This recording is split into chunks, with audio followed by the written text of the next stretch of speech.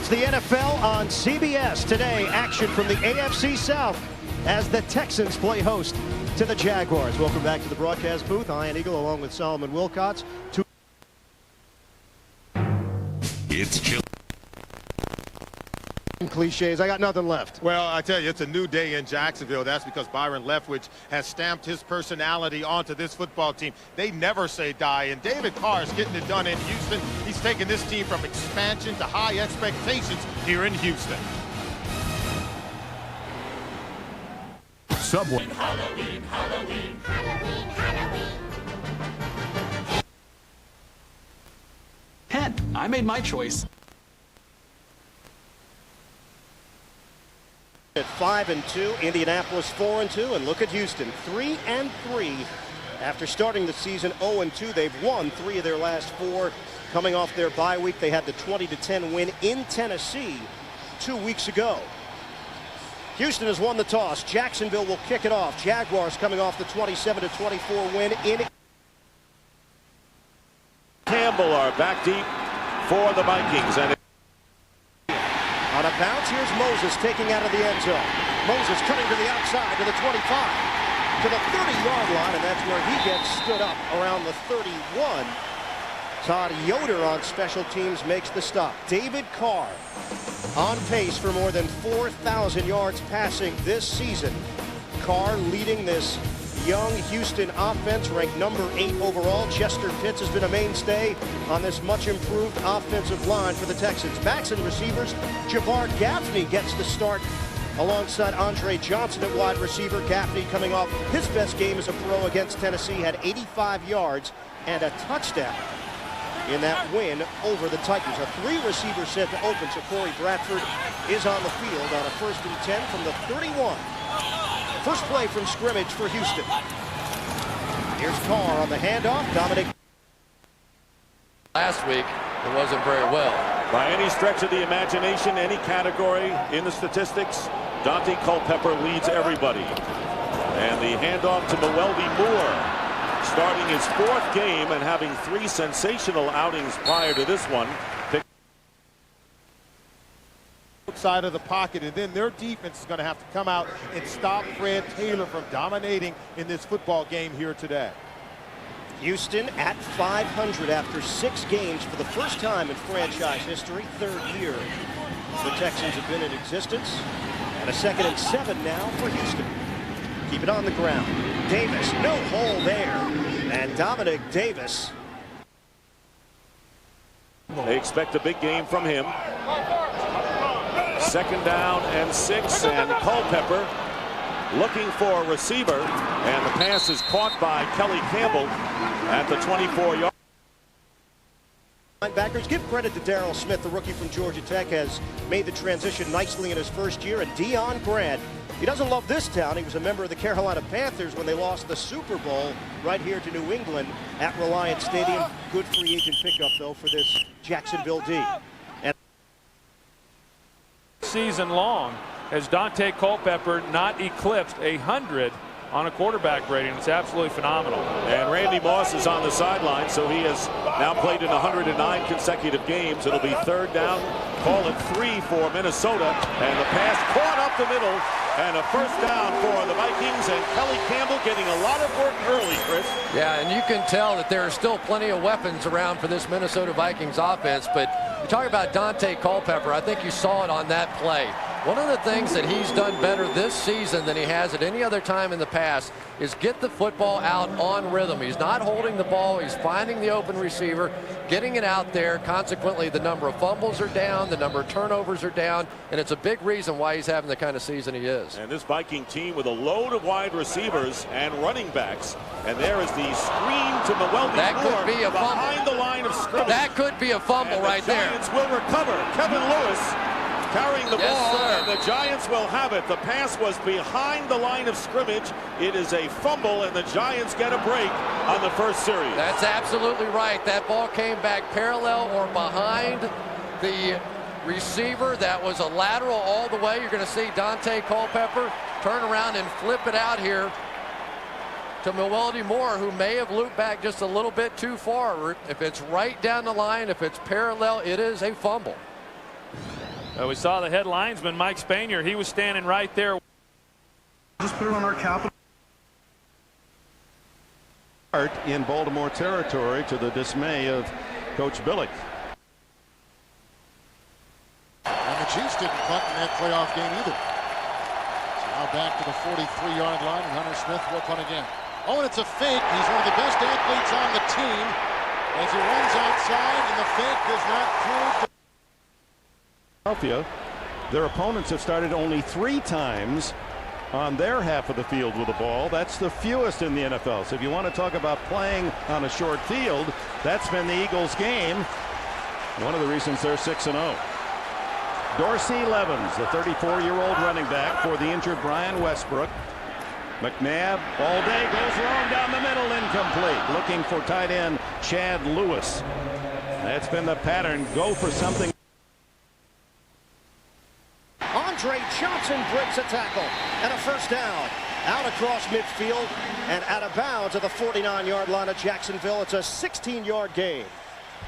Well, they want to blitz. See, here he's going to come across, and watch him blitz the safety. They can't get over fast enough. They can't cover. He breaks it off. A 3-step drop, and they hit Andre Johnson coming over the middle, but they wanted to blitz that nickel corner and try to cover Andre Johnson with the safety. Virtually impossible when they run the 3-step drop, so give credit to David Carr for picking it up. The 100th catch of Johnson's young career and a 1st and 10 for Houston. On a handoff. Straight up the gut, and Tyrone Williams is going to come up lame with a hamstring too. You'll see he's going to pull up right there. Lynn Scott, number 38, comes across, makes a touchdown-saving tackle, but they've lost Dat Wynn on the first play, and I think they just lost Tyrone Williams. He's limping off the field right now with a bad hamstring. So Nathan Jones, the rookie out of Rutgers, in to replace the right quarterback Tyrone Williams. Cowboys have lost 2 starters from their defense during this opening drive. Harrington with loads of time, and Stephen Alexander.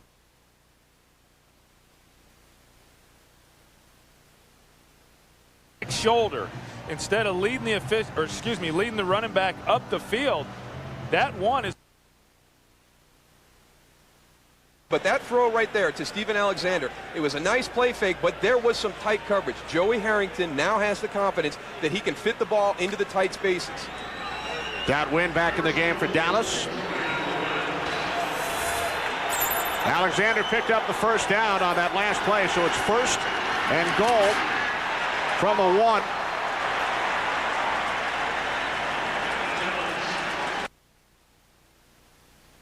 Now for Houston, moving the ball on their first possession from the 38. Little razzle-dazzle. Jabbar Gaffney on the end around, a flag down. Gaffney streaking down the sideline and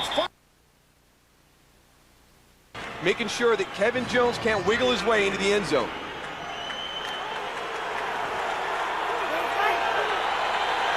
Lions again without their starting fullback Corey Schlesinger, so Stephen Trejo in the backfield with Kevin Jones. To the end zone, touchdown. It's Jones who scored his first rushing touchdown in the NFL last week, scoring his first receiver. Are off to a good start with the play calling. Has the defense off balance because they clearly caught the defensive end coming up the field and wasn't able to contain that play on the reverse by Jabbar Gaffney. Johnson just has to do a better job keeping his head in front, making sure he doesn't get the clip on that block. Houston has 29 plays of 20 yards or more this season, among the league leaders. On a 1st and 10. And off Dominic Davis. And Davis up the middle, picks up 4. Peterson and Stroud combining to bring him down.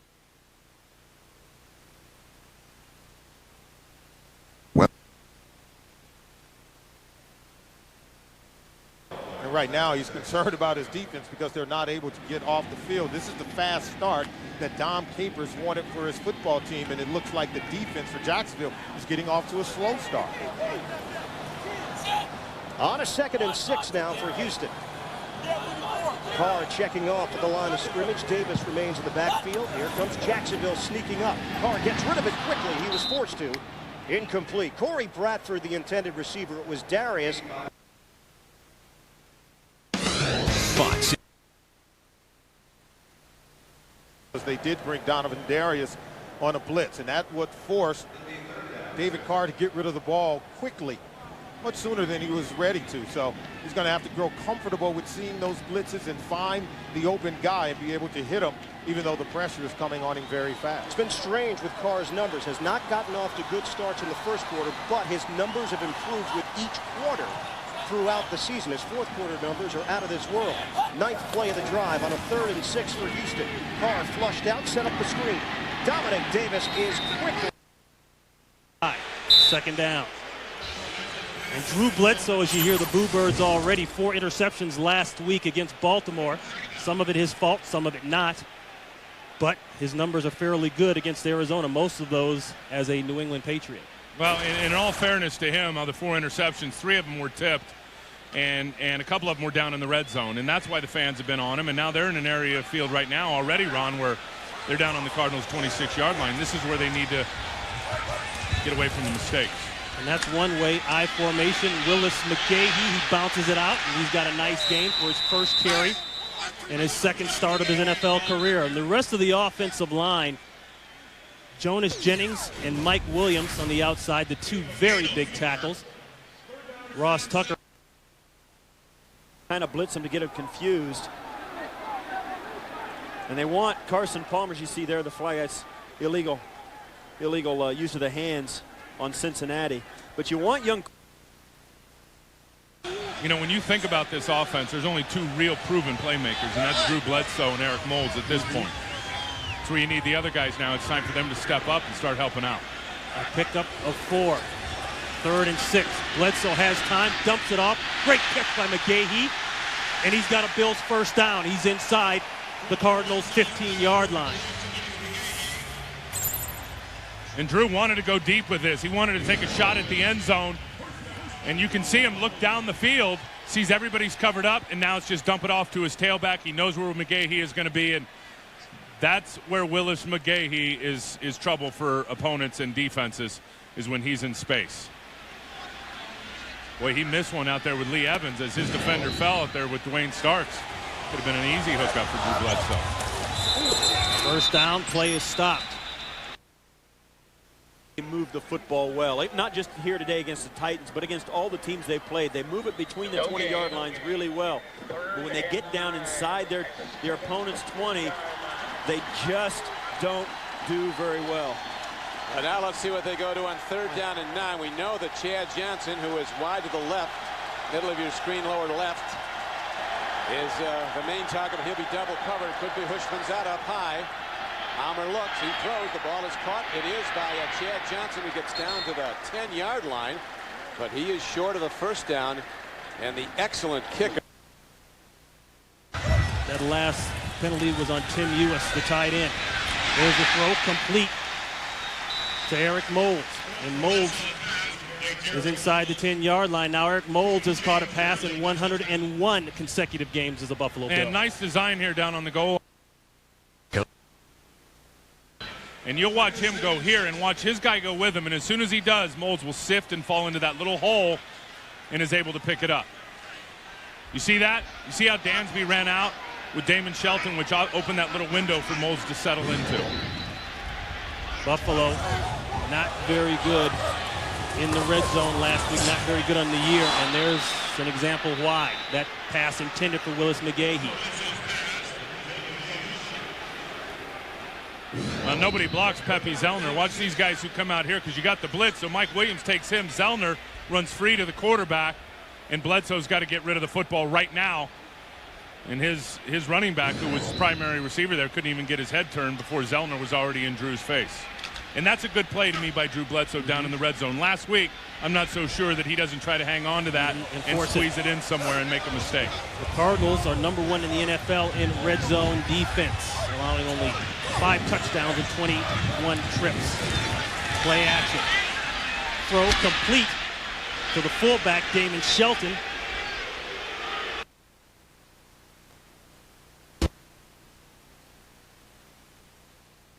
Red zone, and as good as Arizona is, which is #1 in the National Football League, this is an easy choice, especially now with the wind behind him. I think it's made a difference. Brett Favre has been protected. He gets the ball out quick to start games, and Mike is really adamant about taking input from Brett Favre and what he likes to start a game. Big backfield for Favre here. William Henderson and Nick Lucci behind him. Favre to throw. He's got the protection. He's got Henderson. Good gain out across the 30 to the 34-yard line. Right now, let's go down to the sidelines. The third member of our broadcast crew today, Jay Glazer. Jay, what's up? Well, thanks, guys. You keep talking about Greg Williams and the #1 rated defense, but to date, Brett Favre and the Green Bay Packers are certainly their biggest test of the season. I don't think that's lost on the Redskins players, because this week, Greg Williams, the defensive coordinator, goes into his office and finds this hanging up in his office. Where have you seen me? And I think you'll know the guy in the picture there. Well, the bottom is great. Last known whereabouts, getting the ball to number 30. If found, please sack for a loss, remove football immediately, and notify Wisconsin Cheesehead authorities. Second down and 4. Favre deep down the middle of the field, got Donald Driver into Redskin territory inside the 25, 41 yards before Sean Springs can take him down. Hey, Jay, I think the Redskins know where Brett Favre is, and he is throwing the ball as well as he ever has. They right now freeze the safety. Remember, you got 2 young safeties in there. They replaced both starting safeties in the last 3 weeks. Matt Bowen out for the season. Sean Taylor suspended for today. Replaced there by Ryan Clark, who got frozen by the play-action fake of Brett Favre. Green, the deep back, 2 tight ends, Bubba Franks and David Martin in. Now Lucci joins in the backfield. That's Green. Stutter step, finding a little room inside the 20. Down to the 19-yard line. Nice block in there by Marco Rivera, gain of 6. The Packers coming out for the 3rd week in a row hot. And for the 3rd week in a row, that man, Mike Sherman, is calling the plays. And Brett said it's nothing against Tom Rousley, who has been the play caller for years. Mike Sherman doesn't particularly like it. He says it's stressful. It takes him away from other duties. But he really takes a lot of input from Favre. And Brett said in the last 2 weeks, he's given him 10 suggestions. He's used all 10 suggestions. Favre of the Packers moving the ball in their first possession. Fakes the give to Green. Now looking left side, wants Javon Walker. Incomplete. Fred Smoot out there in coverage for the Redskins. It's a heck of a play by Fred Smoot. For Darren Bennett, former Charger, Giants get the ball again.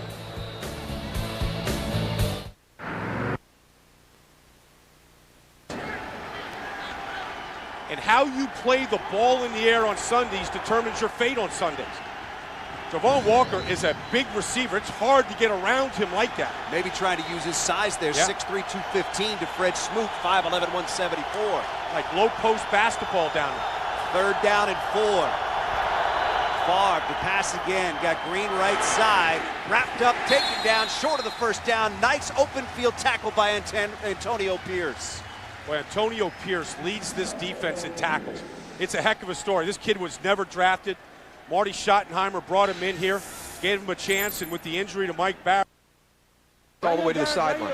Guys, Dre Bly shaken up, headed to the Lions sidelines, replaced by Keith Smith. 3 wide receivers set, 2nd down and 7. Inside handoff, Richie Anderson. To the 36-yard line. Henderson combining with McCray on the pressure. 3-yard gain. We head to New York. NFL Today update. Greg Gumbel. All right, Ian, if you're wondering who draws first blood between the Colts and the Chiefs, keep wondering. Priest Holmes in the red zone, fumbles at the 5. Dries Bashir recovers for Indy. They are still scoreless in the first quarter, guys. Well, Kansas City looking to make a move here. Indianapolis just trying to bounce back. Kansas City has to make a move. Any more losses could be over early. On a 2nd and 7, that was the 2nd rush for Carr. Carr looks, zones in on the flat. Dominic Davis cooks it upfield. He's got a first down. In the passing game, Dominic Davis able to create. It was Mike Peterson who could not bring him down initially. 9-yard gain and a new set of downs for Houston. Yeah, this is something they miss with Dominic Davis out of the lineup with the injury. He can catch the ball coming out of the backfield. He's one of 4 offensive players for this team with over 200 receiving yards. In fact, they're the only team in the AFC with 4 receivers with receiving yards over 200. So there are definitely some weapons in this offense around David Carr. Ball spotted at the 26 and a 1st and 10 with under 6.5 to go in the first. On the give, Davis looking for a hole and thrown backwards Jacksonville was ready for it defensively. Peterson in the middle of that grouping, a 3-yard gain on forward progress. Now Jonathan Wells will check in, and this is what Dom Capers told us, that you're not going to see Jess Davis in the running game. They like what Wells has done with his downhill running style. I think Wells is a better fit behind this new zone blocking scheme. Like that matchup, and he had a chance. Of course, he's grabbing him there. They get the pass interference penalty. That's something that's going to happen. Wells get his first touch. He will in the passing game. Carr throws a dart. Wells with a stiff arm. And out towards the sideline as he crosses the 25. Aiken Adell grabbing the jersey. It's going to be a loss of 1 on the play. Well, the top turnarounds in the NFL, we got to look at 2 of the teams that are among the top 5 in the Vikings defense coming off by far their best showing of the week against Tennessee. There's no question. And inside, Kevin Williams, defensive tackle, already has 4 sacks, coming off a year last year where he led the team with 10.5. Just an explosive player inside. And of course, Antoine Winfield in the secondary gives them the cover corner that they really have not. He has Carr searching, finds the open man. Jonathan Wells able to curl it up the field. And Wells very close to a first down. It all depends on the spot. Looks like he came up just short. Well, David Carr wanted to go to Jabbar Gaffney in the end zone. Wasn't there early. He did come open late, but then his eyes came down low to his check down. You see Jonathan Wells in the flat, got the ball out to him, but give credit to David Carr because he's able to extend plays because of his mobility. When the play breaks down, he can get outside of the pocket, buy more time for his receivers to get open, and that's why he goes to Jonathan Wells in very close to picking up the first down. David Carr, you can see the maturity and the patience he has right now as he's running this offense. They extend the chain, and it is just a bit short. Now Dom Capers faces an early decision in this first quarter. Do you go for it, trying to sustain this drive, or do you take the 3 on a 4th and less than a yard? Well, Dom Capers said we want to get off to a fast start. I think getting off to a fast start, when you get good field position like this, I think you want to go for it. You want to capture that momentum, and then you want to sustain it. I think you have to like the fact that his offense has been able to move the football. They did have a big play called back on the reverse by Jabbar. On the 3, the Giants struggling all year in the red zone. Barber gets in for the touchdown. Yeah, it probably has nothing to do with the fact that Tiki Barber is a little bit better back and a little bit more fast.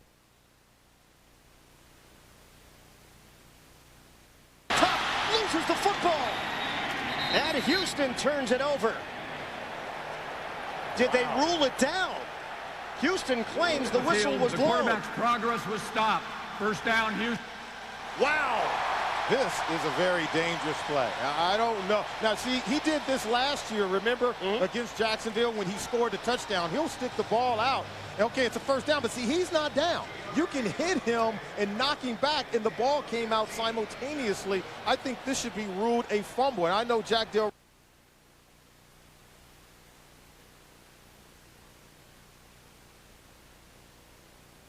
Kirk Johnson will try it again.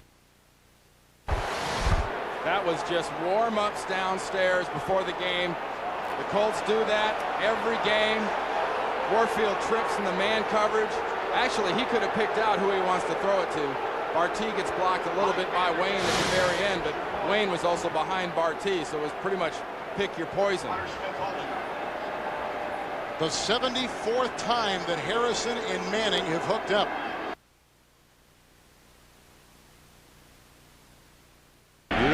Beautiful kick. Sands breaks the first tackle, and down they go. Just because he picks up the first down doesn't mean the play is over. If the whistle blew is the only thing you could come up with to defend it. Handoff. And Davis trips, slipping down, no gain on the play. So a new set of downs for Houston after the controversial no call. Carr losing the football on the first down launch. And they go on the first down play to Dominic Davis. And this is where they're really concerned about him because they want him to be more patient. I think he's a little too quick. The feet are a little too active running behind that zone blocking scheme. You see he slipped and fell down. They say, hey, he just has to trust his instincts and be more patient running behind this offensive line. A 3-receiver set for Carr on a 2nd and 10 from the 15.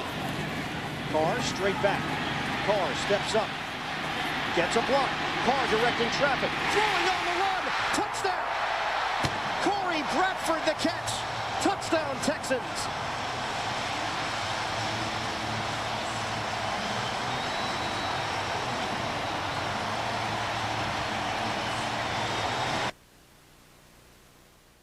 The outside, and he breaks it across. Vinny Testaverde, look at that. He gets it through Sean Rogers' arms and then fits it into a very small spot down the field. A nice route by Jason Witten, but a real nice job on the release. Harrison is here. 52 yards and a touchdown with the extra point. The Colts lead at 7-0, guys. Thank you, Greg. Here it is the Bengals 3-0, but the Titans putting on an impressive drive on their first possession. Bullock to Brown, and Kevin Hardy takes him down. Talking about Ricky Hundley, talked about how Hardy is such a coach on the field. Well, he was the #2 pick in the entire draft by Jacksonville back in '96. But he said he is making sure everybody's in position all the time. Yeah, this is the defense with Ricky Hundley. As a guy that played, and you hear about coaches, well, he played the game. That does make a difference to the guys who talk to him and who he coaches. They know that if he played the game, he knows they know he's not going to ask them to do something that can't be done. Neither quarterback, Steve's thrown an incompletion so far. Palmer 6 of 6, and now Bullock 4 of 4. Markers go down as Chris Brown, the runner from Colorado, who comes in as the #3 runner in the NFL, 663 yards, and more impressive.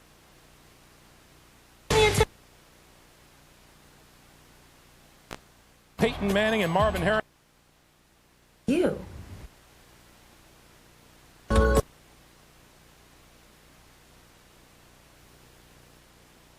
Before OCU Manura stops him after a 5-yard pickup. By the way, for the Giants, Barrett Green, who was in Tom Coughlin's doghouse and only played on special teams last week, has a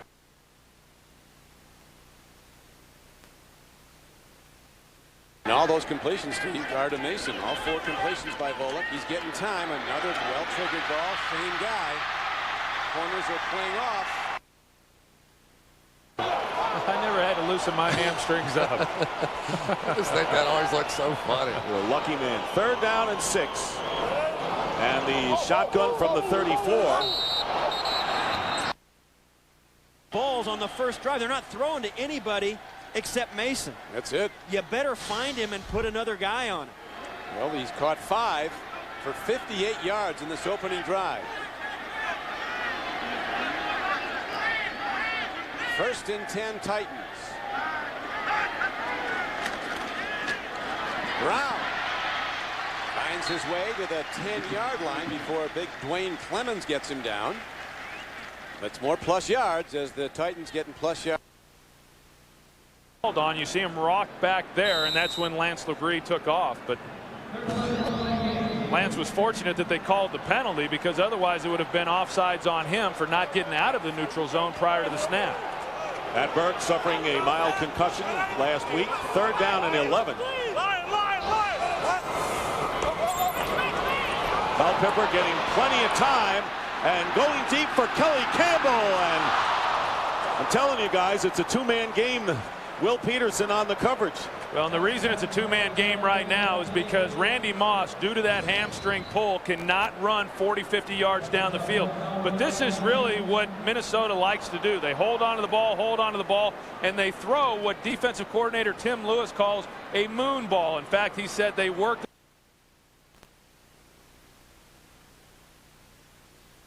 With the score, the Bengals 3 and the Titans 0. We'll return to the Coliseum. Out of base. New singular. Way that opens up right here. He'll start this way and then pop right back into it, and he's running downhill. You see in between Valerio and in between Mike Williams right there, and he squeezes through. And just like all good backs, just like Emmett has done for years, you get those shoulders going forward, at all times, and you're going to get those positive yards, and then you get guys that are working in the passing game as receivers out there to get you the blocks as well. That's good stuff. Justin Bannon, number 97, checks in at the left guard. McGahee, he'll walk in. Touchdown, Bills. The first touchdown of his NFL career, Willis McGahee. Do we have flags down? Let's see. Yes, we do, but it's against Arizona. At least that's what the Bills players are signaling. Offside, 72 defense. Penalty is declined. Touchdown. You know, it's amazing. This is the play that they just ran. It's the same play. It's a little quick trap, and believe it or not, they're doing it with a backside guard who's a defensive tackle in Justin Bannon, number 97. That's a defensive tackle leading the way. And the play before, McGahee cut it up inside. He liked it better outside. He pops it out. He uses his speed, and he punches it in for the touchdown. A lot said this week in the papers. Willis McGahee named himself the starter on Monday before it was officially released by the Buffalo Bills staff. Oh, is that how you do it now? I think so. And when you have performances like this, 5 carries for 54 yards, you can pretty much do what you want to do. He believes he's got 200 yards rushing in him. Well, so far, so good. 10-0 Buffalo.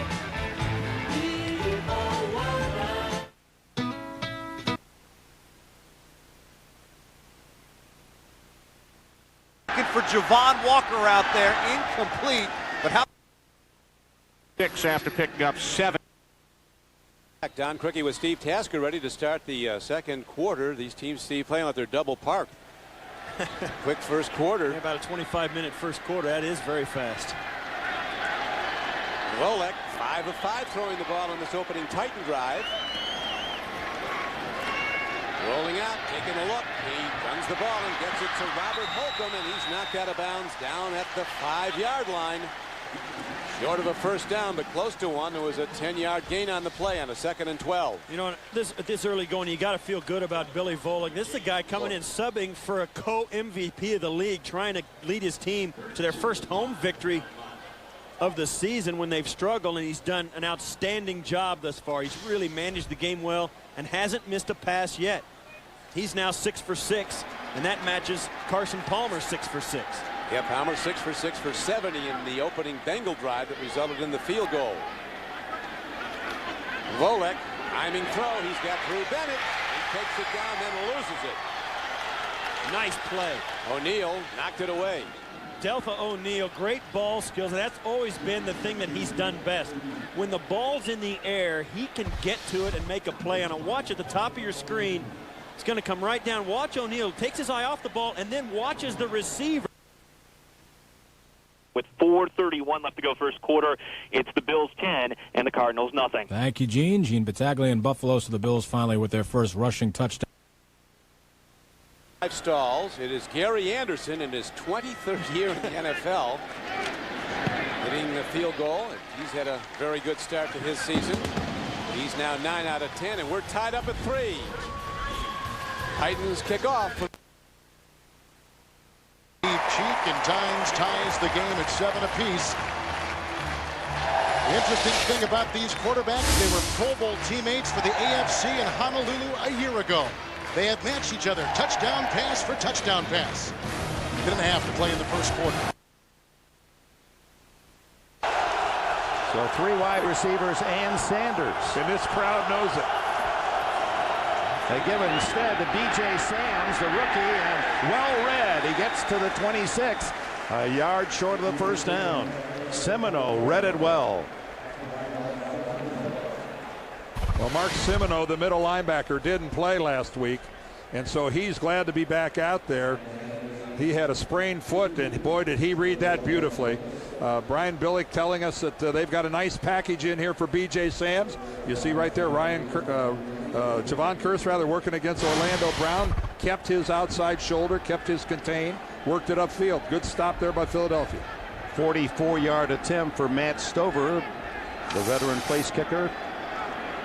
The last man left from the old Cleveland Browns. Zastadil, the punter, will hold. This is into the wind.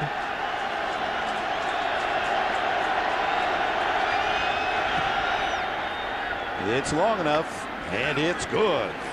Stover 10 for 11 on the season, and with 2:18 left in the first quarter, it's tied at 3.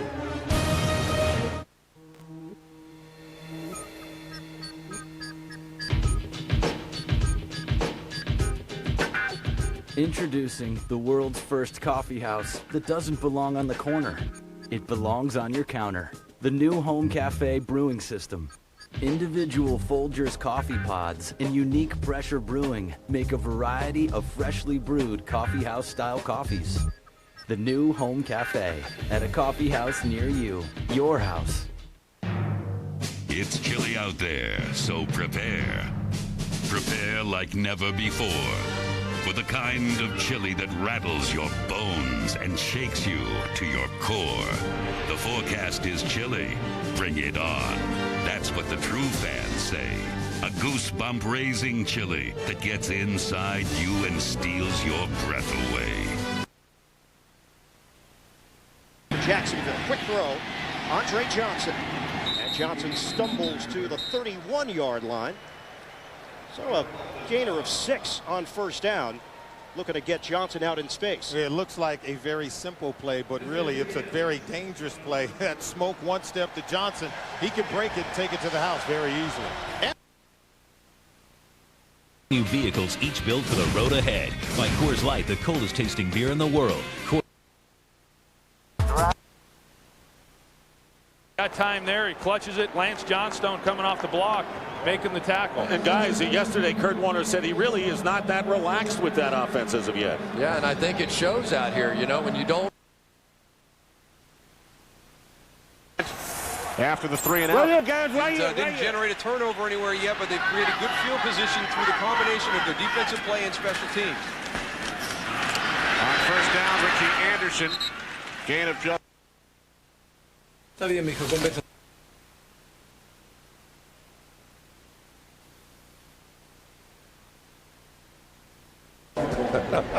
They're like that at the production meeting every week.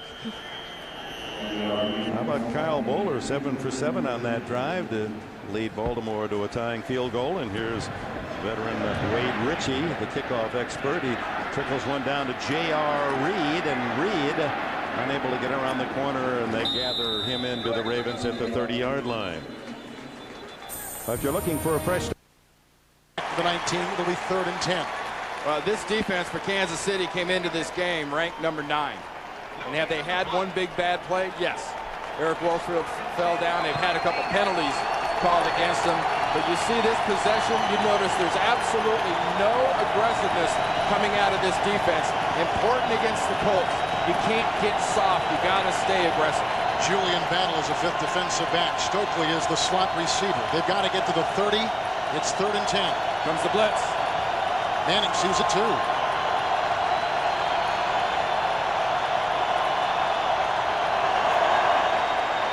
And Peyton moves and fires. Incomplete. Deflected. Almost picked off by Woods.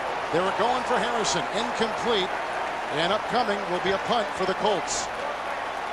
Sort of a chess on grass move up front. This matchup between Kansas City. Thanks, Greg. It brings back memories, Dan. Yeah, we did that game last year, and you're right. That game early on is playing to form. Who will have the ball last? Or who will have to punt? First down at the 41. And the handoff to Dorsey Levens, and short yardage there. Ray Lewis and the Ravens. Kelly Gregg, the nose tackle, and it was interesting to hear Andy Reid. High praise. You don't hear opposing coaches talk a lot about the other guy's nose tackle, but he loves Gregg. No, it's an obscure position, but every coach in the league admires the way Kelly Gregg manhandles centers. Mahay.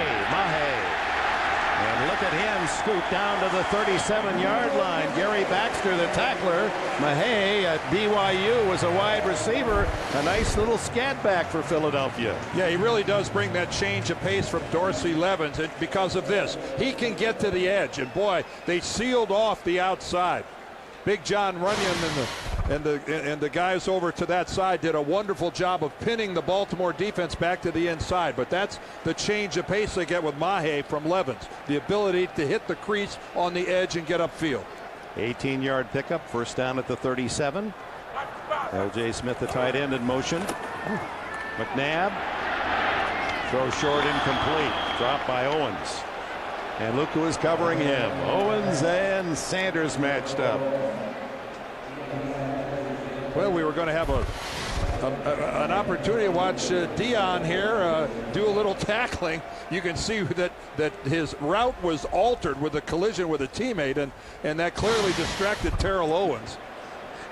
Dion said, wait a minute, I wanted that tackle. Yeah. I've got 3 interceptions, and I have 3 solo tackles on the season. Baby. He's really planted a few people. Second down and 10. Final seconds of the first quarter. Donovan, the slant. Owens is open. First down at the 23. Dion, the tackler. Well, end of the quarter, tied at 3. We'll return to Lincoln Financial Field after these messages. I think certainly the ball was alive. David Carr was alive, and I think it should have been ruled a fumble. That ball should have been given to Jacksonville. Jerron Bolden shaken up, heads to the sideline. Now a 3rd and 3 for Houston. Carr taking a look at the plays on the wristband. Kawaki Thomas comes in to replace Bolden. And now Jonathan Wells is out there for Houston. 3 receivers set on a 3rd and 3. Houston trying to add to its lead. On some trickery, Gaffney makes a cut, finds an angle to the end zone. Touchdown.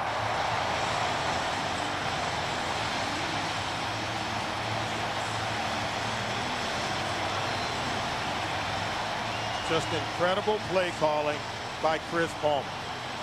And an excellent execution by the Texans football team. They've used their time during the bye week very wisely because they caught the entire defense off balance and then picked up an excellent block by the wide receiver, Andre Johnson, to help Gaffney get into the end zone. Jabbar Gaffney with a rushing touchdown. His first. Well, Jack Del Rio just threw out the red flag. Wants to see something on this play. The issue at the end of the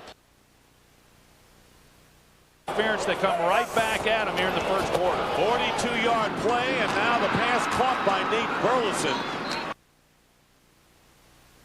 That it was a touchdown. Then Green Bay capitalized on a pass interference call on Lamar Marshall of Washington. Got it at the 1-yard line. That's an easy one for Ahman Green. His 6th touchdown of the season. Packers up in the second by 10-0. Back to Dick Stockton. All right, JB, Packers trying to get back to 500. Minnesota 5-1. Detroit 4-2 in the NFC North. Lions locked in a battle with the Cowboys. 2nd and 4. Melody Moore in traffic is stopped about 2 yards shy of the first down by Michael Strahan, and that will bring up 3rd and short. You know, one of the interesting they felt like the Michael Strahan did not chase plays from behind. Occasionally he would take a play off, and so the very first opportunity he runs one down and makes the tackle. So much for that scouting report. So how about Green Bay? I mean, you show that what they're doing, and the team that was 1-4 has come back and won 2 in a row and playing very, very well and get right back in the middle of this thing. Yeah, you're right, Troy, and a lot of football to be played this year. Randy Moss is back in the game on 3rd down plays. The pass caught at the 39 by Nate Burleson. His 2nd straight reception, 6-yard gain. So the Vikings, who are on there. And he fumbles the ball, and it's recovered, I believe. First, Ray Lewis had it. Did the Ravens then lose that fumble? It bounced right up to Ray Lewis, but he was unable to handle it. I feel like no matter what a defense tries to do against them, that they have an answer. And their offense getting unleashed, as you can see on this, their 4th possession. And Morse is defended by Frank Walker on the outside. 1st and 10 at the 39, off the hands of the tight end Jermaine Wiggins. Recovered for Baltimore. Peter from Doc. Right now, you simply can't run. This is a little bit better than what we saw a week ago, but not much. you can see the kind of respect they still give him. Frank Walker had to have been 15 yards off of Randy Moss, but Troy, I think maybe you could cover him out there. That might be the worst comeback route I've ever seen in the history of football. You got two receivers pretty close together at that. 2nd and 10. Play fake and the rollout. The pass intercepted. And it's Jabril Wilson, the Giant rookie. And Wilson's still going. Still going. And finally dropped at the 35 of the...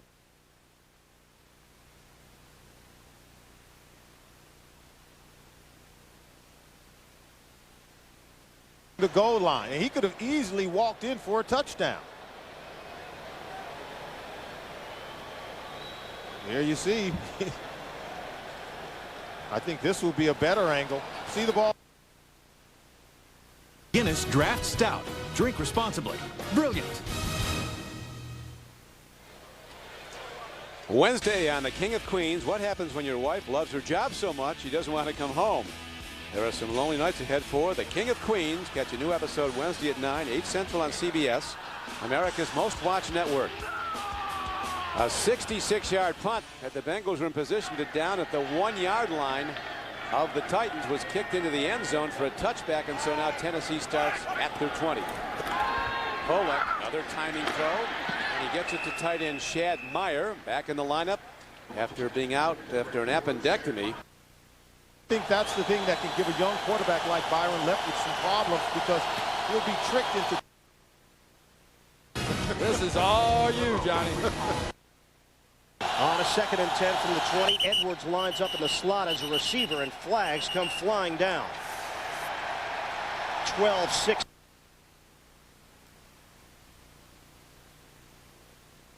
Teron and Tim. Thank you very much, JB. 1st and 10 for Buffalo. Ball just inside the 35. A fumbled snap, and here we go. McGahee has a chance to get it. He doesn't. No one gets it, and Buffalo will retain possession inside the 5-yard line. Coming off their bye week, so they are the team that really has defied the odds.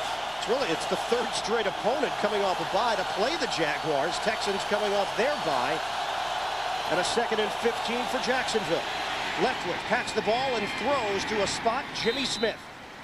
And Smith falls forward, a 9-yard gain. Fagans making the tackle on defense. Coming up, Nextel halftime report. Join Greg. Got a player down on the far side. As you watch, Troop is a tight end who is a rookie who's been forced into the lineup earlier this year because of the injuries, most notably to Shad Meyer. But this offense looked like it was going to be 14-0 as Gaffney made the mistake, losing the football as he was just about to cross the goal line. 4 receivers set, stacking the line, and flags come down. And Clancy Pendergast is caught in a rough spot right now because of the way Buffalo is starting to be able to run that football. Look for a lot of these safeties that are going to start stepping up, trying to play 8 in the box versus the run game. 3rd and 32. The draw. McGahee picking his way, but he'll be well short.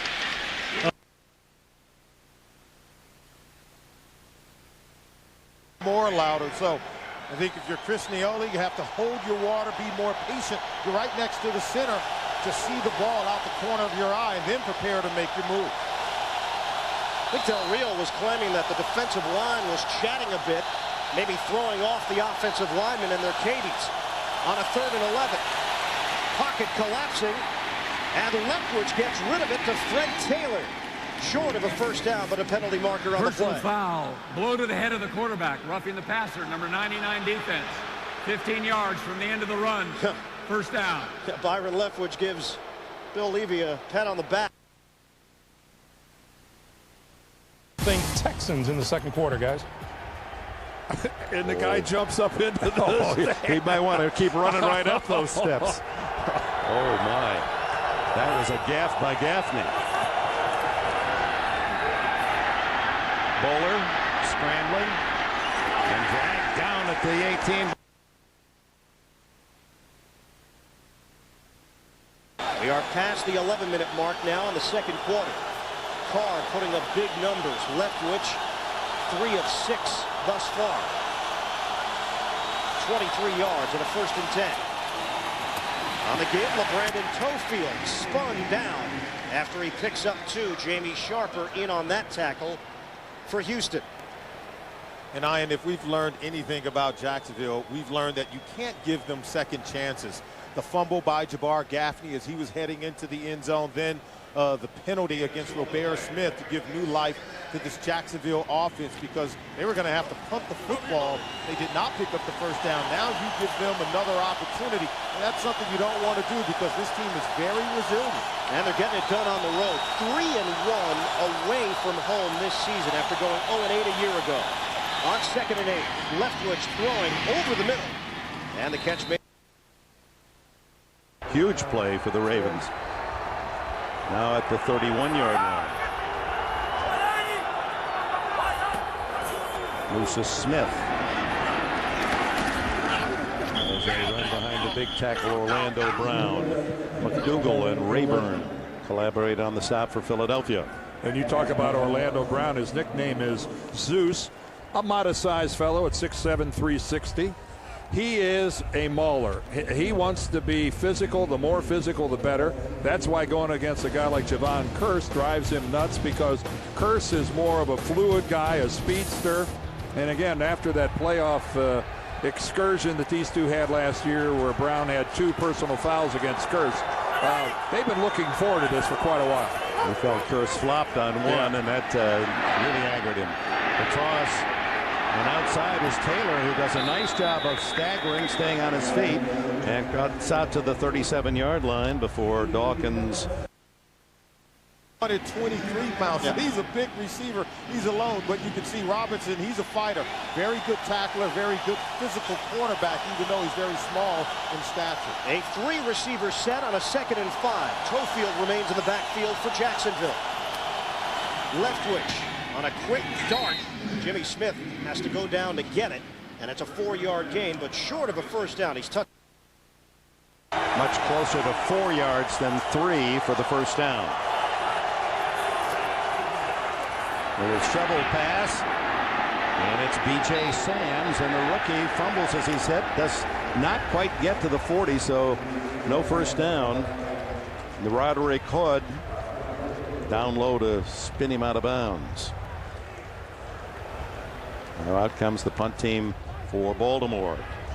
Could have been much worse.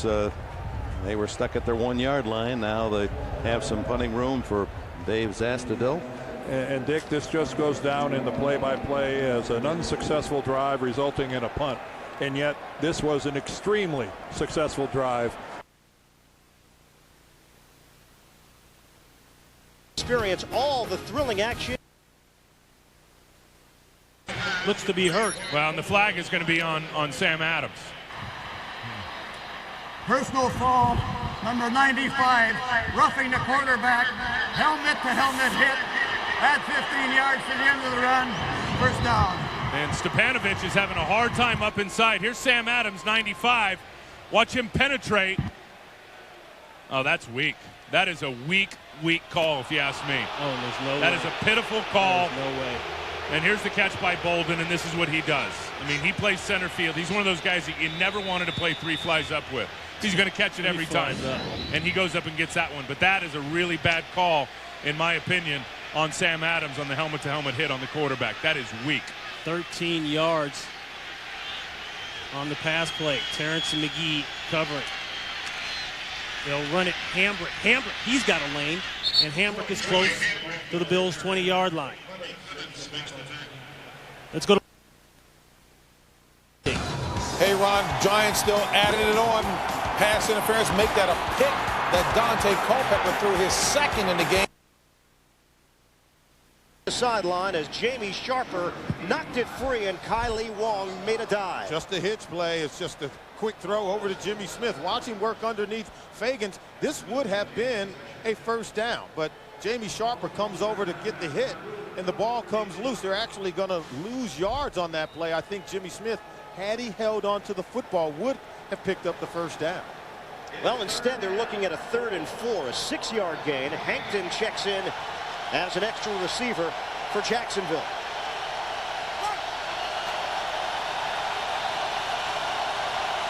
Third and 4, trailing 7-0. Motion man Reggie Williams. Rush is coming. Leftwich throwing underneath the coverage. 71 offense. 10-yard penalty. Still 2nd down. That's Alex Stepanovich. Well, we talked about what problems he was having with Sam Adams and Pat Williams, and let's watch him right here. And he's got Ronnie Edwards on him this time, and he's just out on the pull.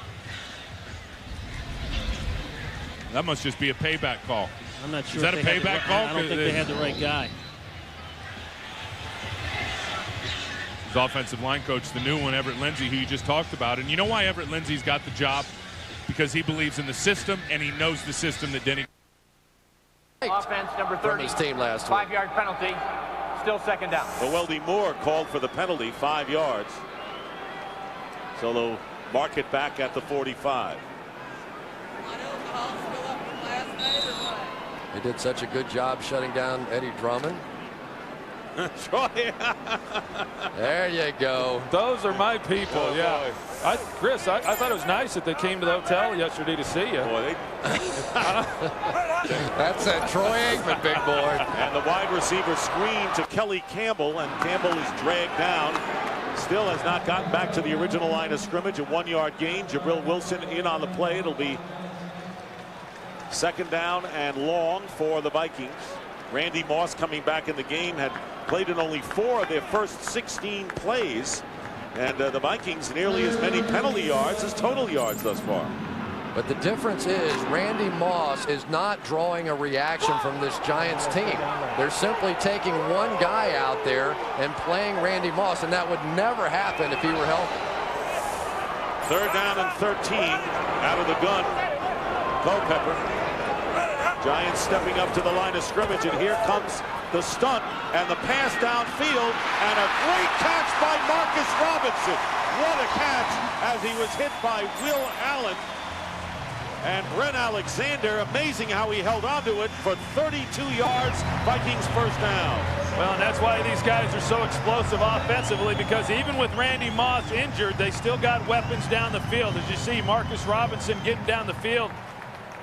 Randy Moss on the outside knows with the rolled corner he's not going to get the ball to him, but he can't not come off the ball and run anyway. And Dante Culpepper never looked his way when Marcus Robinson the entire way. And Terry Cousin has to realize what's going on with Randy Moss and not pay so much attention to him. That time he played him like he was healthy. So the Vikings on the 21-yard line trying to get back in the game. Dante Culpepper going into the corner of the end zone, out of bounds. It was Randy Moss, covered step for step by Will Allen. Looked like a good pass, but not enough room for Culpepper to get it there to Moss for the score. You saw Moss that time give it an acceleration that he hadn't been doing up until that play. The catch, the step out of bounds, good call by the officials. Well, and you wonder about Randy Moss a little bit. I can assure you, we get down here near the goal line, he may be a little healthier than what he's let on. A little decoy action. 2nd down and 10 at the 21. Weldy Moore still has not gotten untracked, and coming off 3 straight great performances, had a 138-yard rushing day last week, gets 4 yards on this one.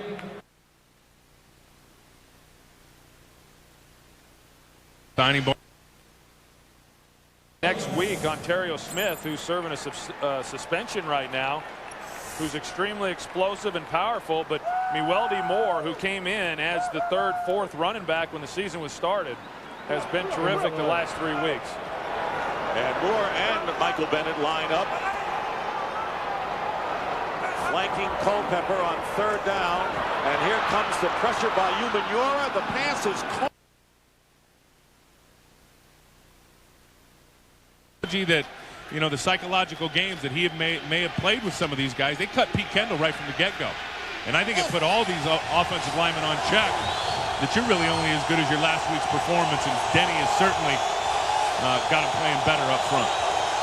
3rd down and 4. The draw, great call, and Hambrick is inside the Bills' 5.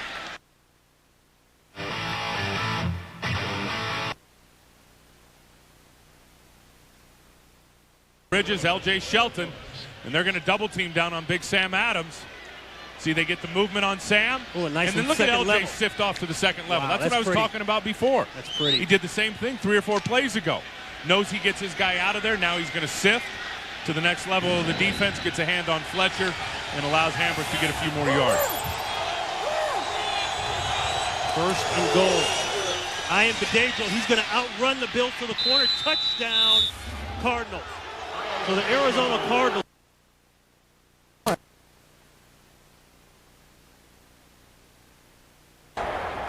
McNabb elects to go back to the shotgun on 1st down. They pick up the blitz. Now McNabb scrambling. Little toss to the sidelines. Is it a good catch? No. Levens did not get the 2nd foot down. The right foot, as he spun, came down on the. Dorsey Levens, as he's making himself a target for Donovan McNabb, has got to get farther away from the sidelines. He didn't have anybody near him. There was no reason for him to have pinned himself up against the sidelines like that. He made a really acrobatic attempt at trying to stay in bounds, but he could have easily parked himself a couple of more yards out into the field and wouldn't have had that problem. Levens. A solo back now on 2nd down and 10. Quick strike and one hopper to Greg Lewis. Just signed a new contract this week through 2010. This undrafted wide receiver from Illinois, the best speed on this Eagle roster. And you can see one thing they're trying to do against Deion Sanders. Anytime they think they're going to get single coverage against Deion, they're going to try a pattern that breaks to the middle of the field, to the inside. Because Andy Reid told us yesterday that he thought that Deion gives a lot of cushion and is just a little late reacting to an inside pattern like a post pattern. And that's what they're going to try to run against Sanders today. 39% on 3rd and 10. That's the best in the league. And here's Donovan McNabb underneath. They don't get the 1st down this time as Terrell Owens is torn into by Gary Baxter. Out comes David Akers. Have had to throw the ball. The Giants can continue to run the ball and do what they want. Mike Hilliard on the end around slips as a flag comes down from upfield. And penalty markers fly. And he would much rather play indoors than he would outside. Of course, some of that goes back to his years playing arena football also. 17-0 helps the crowd noise. Not now, though. Crowd on its feet, and Warner wants the timeout as the play clock was running down. And it is the Giants' first timeout of this first half with 8:06 remaining. Tom Coughlin's crew is leading 17-0.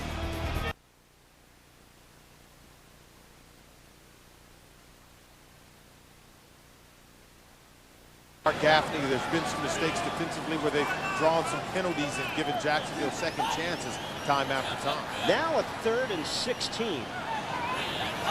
Ball is at midfield. Carr working out of the gun. Steps up. Carr will throw. It's complete to Billy Miller, but well short of a 1st down. Mike Peterson helped make sure of it along with Dwayne Washington to finish him off. 5-yard gain. Houston has to punt. See, that penalty pushed them further back, making it much more difficult to convert the 3rd down. So even though they get the completion, still not enough to convert a 3rd and 16 and pick up a 1st down. So they're going to have to give the ball. End position, initially blocks out and then sneaks out over the middle and catches that right in front of Wesley. Well, beat Greg Wesley. You're right. The extra point by Vanderjagt that stops 21 unanswered Kansas City points in the game. You like offense, Kevin? Because if you like offense, you're going to be nuts about the rest of this game. Buckle up, because Manning and Green are putting on a display. The 2nd touchdown pass by Manning. It's 21-14. See why CBS Thursday is America's best. 15 play for Volek and the Titans. Straight drop. Here comes the rush. Ball is thrown to Mason, and he sprints ahead down to the 44-yard line of the Bengals. A 10-yard gain on the play. It brings up 2nd and about 5. You know, you think in the National Football League, you see the best offenses in the league, they have 1 or 2 or 3 guys to go to, but these two offenses, the Titans and the Bengals, they got one guy. It's 85 on both sides, Chad Johnson and Derek Mason. They are the passing game today for both these quarterbacks.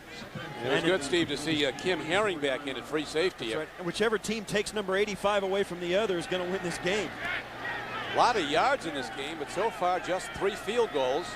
Titans are leading at 6-3. Chris Brown. Tough guy. He looks like a wide receiver or a quarterback or someone. He walks into a very tall and lean. But he obviously has that burst. Yeah, he's a very tall guy, and he's really pleasant. We spoke with him on Friday, and he's really, you can just tell he's really soaking up his first year as a starter. He's kind of feeling good about it, and he knows. I think it's one of those times when you see a young player kind of finally start to realize, you know what, I really could be good. When they convince everybody else, it takes a little less time than sometimes they convince themselves, and I think he's starting to believe it. Well, he's well over 700 yards rushing for the season, and we're just at the halfway point with today's game. Fighting Irish take to the road for a show. To a lot of electricity here. 8 touchdowns already as he's immediately produced, and of course shunned the trade by the 49ers to Baltimore, and basically said, I wanted to go to a team that had a big passing game, and of course with high regard for Donovan McNabb, got his wish.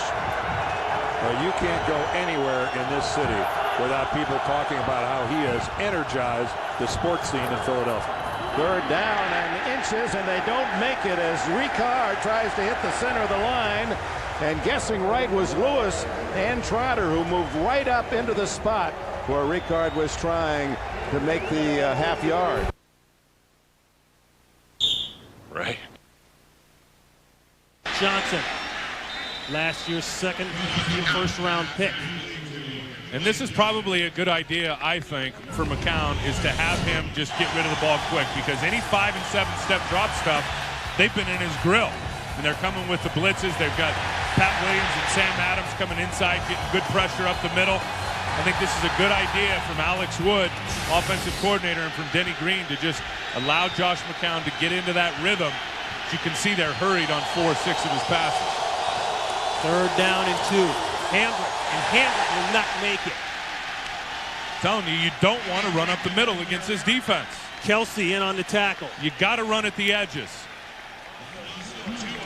Jerry Gray likes that. How can you not like that when you got guys like Sam Adams in the middle that are just controlling things in run defense? Jerry Gray just received a contract extension. He'll be here for a while.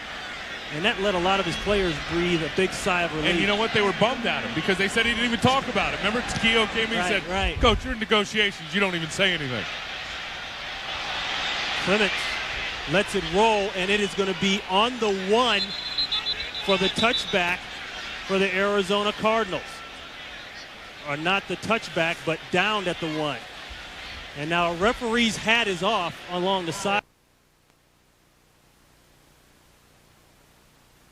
Receivers looking at some Polaroids in color. 1st down at the 27. Field turf is the surface. It's the first time they have used it here at the Metrodome. It's cut down the track a bit, not as fast as it used to be. And Mewelde Moore trying to do something, picking up 2 yards on 1st down. Well, this February, Fox takes center stage for 2 of sports' biggest events with the Great American Race, the Daytona 500, and the NFL crowns a new champion in Super Bowl 39. Sports' greatest moments continue to unfold this February only on Fox. 2nd down, 8. Make it 9. 1-yard pickup at the 28-yard line, and Culpepper, and incomplete as he tries to get it to Mewelde Moore.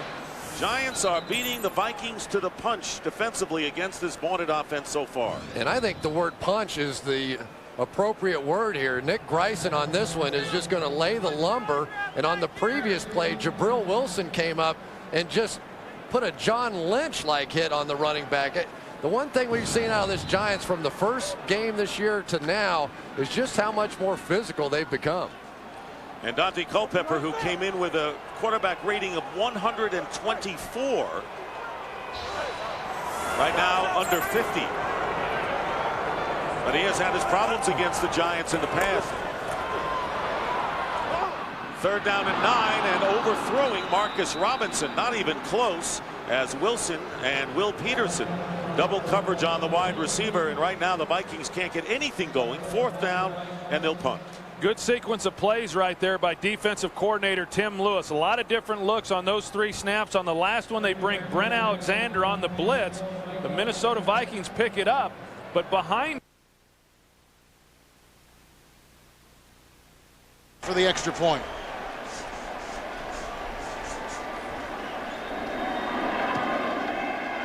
Kansas City has scored on their last 4 consecutive possessions today. That was just like last week for Kansas City's offense. A dominant job by their offense, especially the right side of the line, and Tony Richardson at fullback.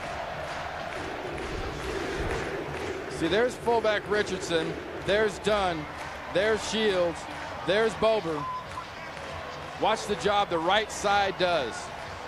Bober gets the seal, Richardson gets the linebacker. That's textbook. When you draw it up as an offensive line coach, Solari on the sidelines got to love it. And heck, Horn, 81, is doing a nice job down the field of blocking. This is the kind of thing you put it into a little can and show it at a high school clinic in the offseason, and there's your big ugly. Gannon has tipped his hand on this game. Did you notice the color combination, the tie? You think the ex-Raven still has some allegiances there? Yeah, a little purple in there, a little Raven color. Dorsey Levens on 3rd and 14 with McNabb. Throws underneath to Levens, who gets the greeting party short of the 1st down from the Ravens at the 40. Chad Williams and Ray Lewis, and the clock stopped at 1:51. Is the first timeout used by Baltimore. It is. So the Ravens down by 3, hoping they can put together a sustained drive at the end of this first half.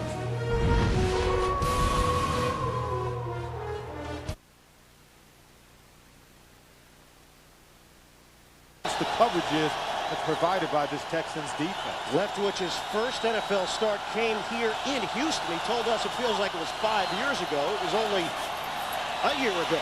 Leftwich throwing on 2nd and 10. Knocked up in the air and complete. Off the deflection. Jimmy Smith the reception. And Leftwich took a shot. Oh, yes, he did. Oh, he was grasping at that left knee.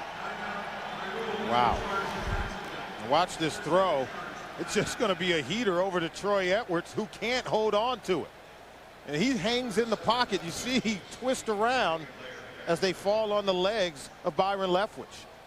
Right now the concern is for Byron Leftwich as the medical staff comes on the field to check him out.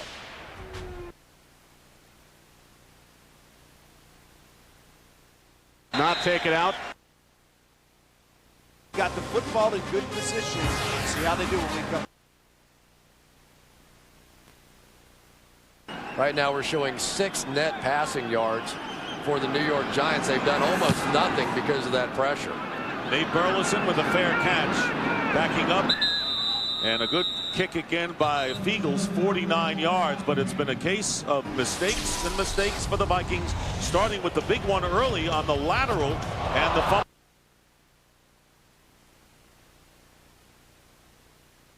Just off of it, I don't think he touched it. I don't think he touched it.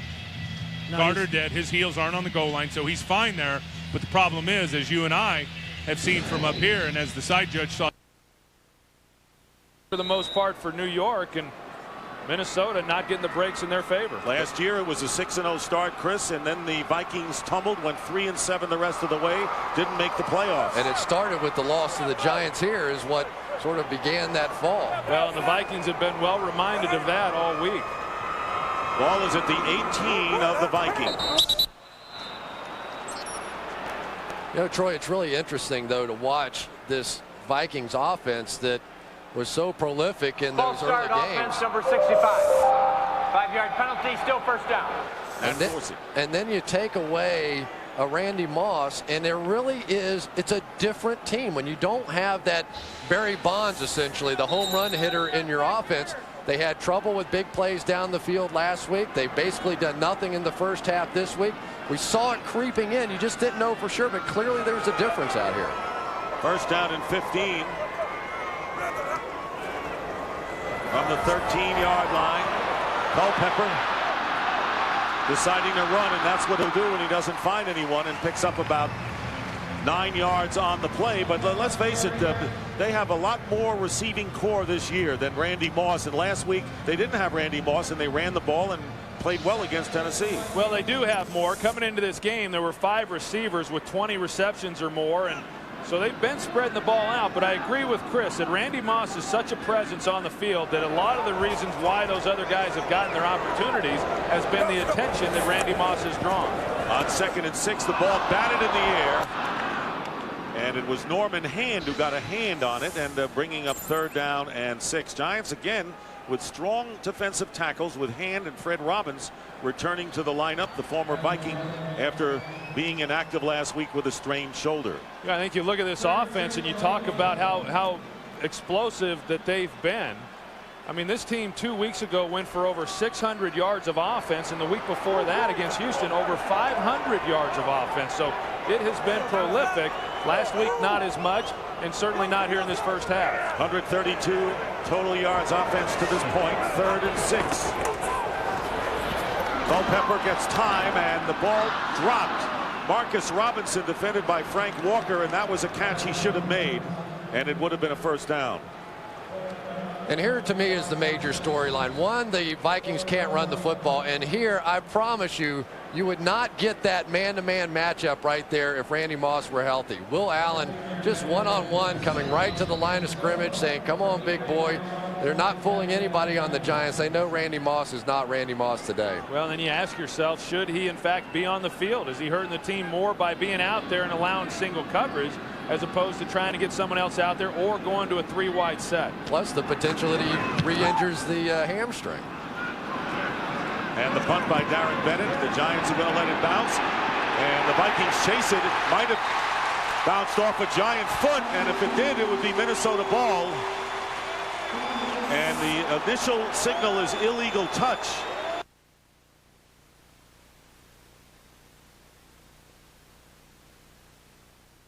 On the scoreboard, now trailing by 10, 17-7.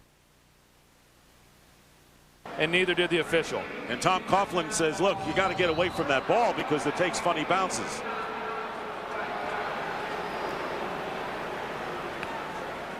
It did not hit Walker. No, good call by the officials, and really living room, but that is not an easy thing. I've been on one of those things. The worst thing to do is stay on it, because that guy gets mad and turns up the speed a little bit on you. Folks, do not try that at home.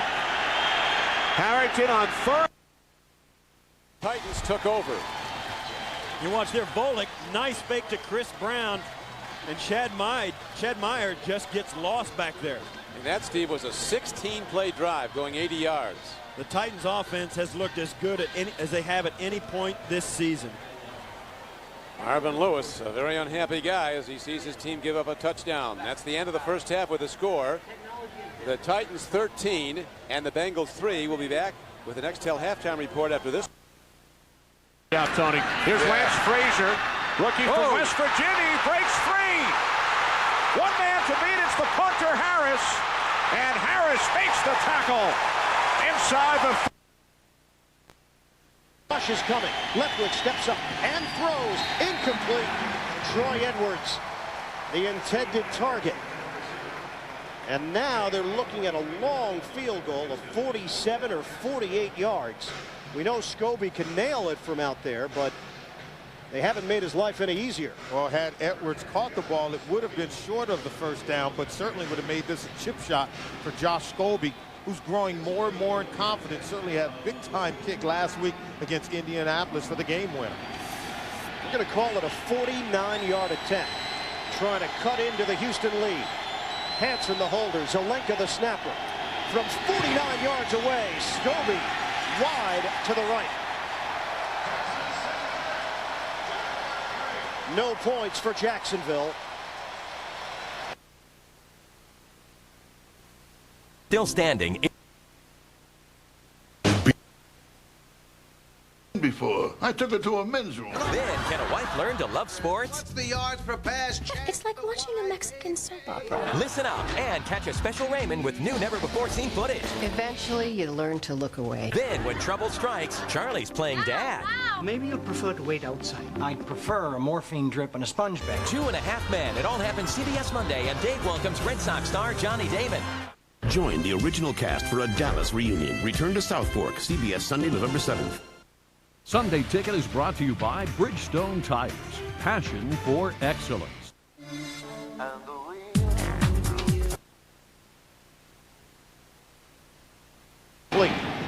In the vicinity of Andre Johnson, it was Deion Grant ranging over to help in coverage with Dwayne Washington. How about Chris Palmer come out not being conservative with 16 seconds left, looking to take some shots down the field and possibly catch the Jacksonville Jaguars asleep on defense. So Jacksonville found itself in a shootout last week, 27-24. And 10 combined points for these teams in the first half here. 2nd and 10, 11 seconds left. Houston still needs substantial yardage to get into field goal range. Carr will step, look, and got it. Andre Johnson along the sideline. Andre Johnson was by himself. That's a 26-yard gain, and now they might have a shot at a long field goal. This is just good play calling. See the vision by Carr? He was working one side of the field, came all the way backside, and found Johnson, who got behind the cornerback, Jerome Bowden, and right in front of the safety, Deion Grant. So it's just a good play call, but the vision by David Carr pulled the safety Deion Grant toward the middle of the field, then came all the way backside and found Johnson wide open. So they'll use a timeout. Right now, it's about a 53-yard attempt. 6 seconds remain. Houston leading it 7-3. And David Martin in 2 tight ends for the Packers. Ahman Green is the deep back. Brett Favre looks ready to go, doesn't he? At the line of scrimmage, looking deep down the field. It's Martin in motion. The give is to Green. Green trying to find some room, nowhere to go. Might have lost a yard.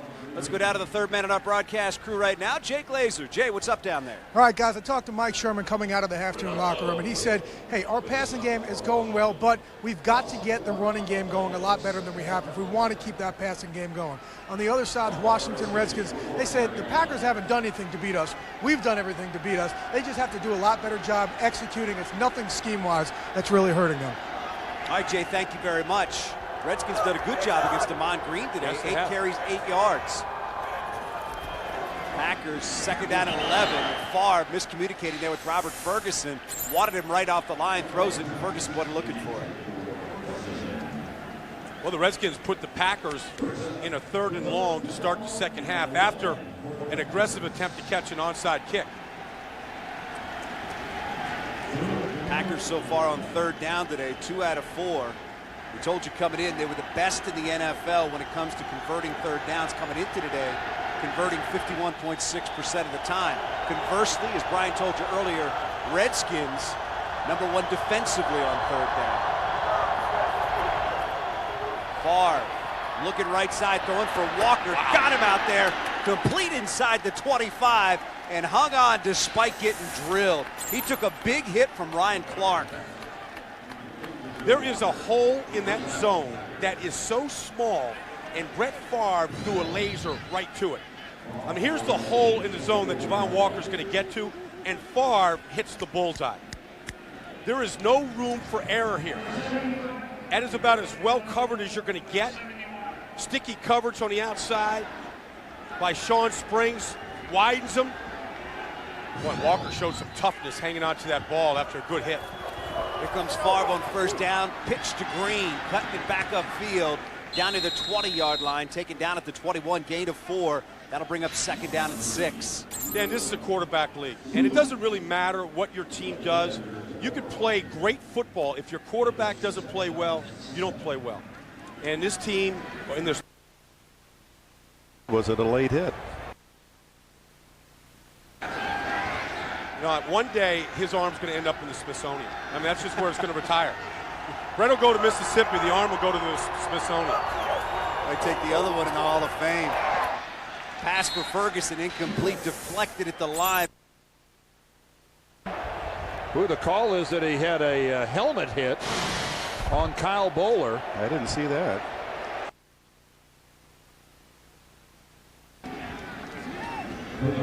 Greg Williams told us, he said, you know, in these short sets, 3-step and the ball's coming out, get your hands up. Blocking a pass, that's a good defensive play. Tony Fisher is checked in, 3rd down and 6. Redskins trying to hold Green Bay to a field goal attempt right here. Favre throws, got Walker again, couldn't hang on to the football, incomplete, and that'll bring up 4th down. Walker.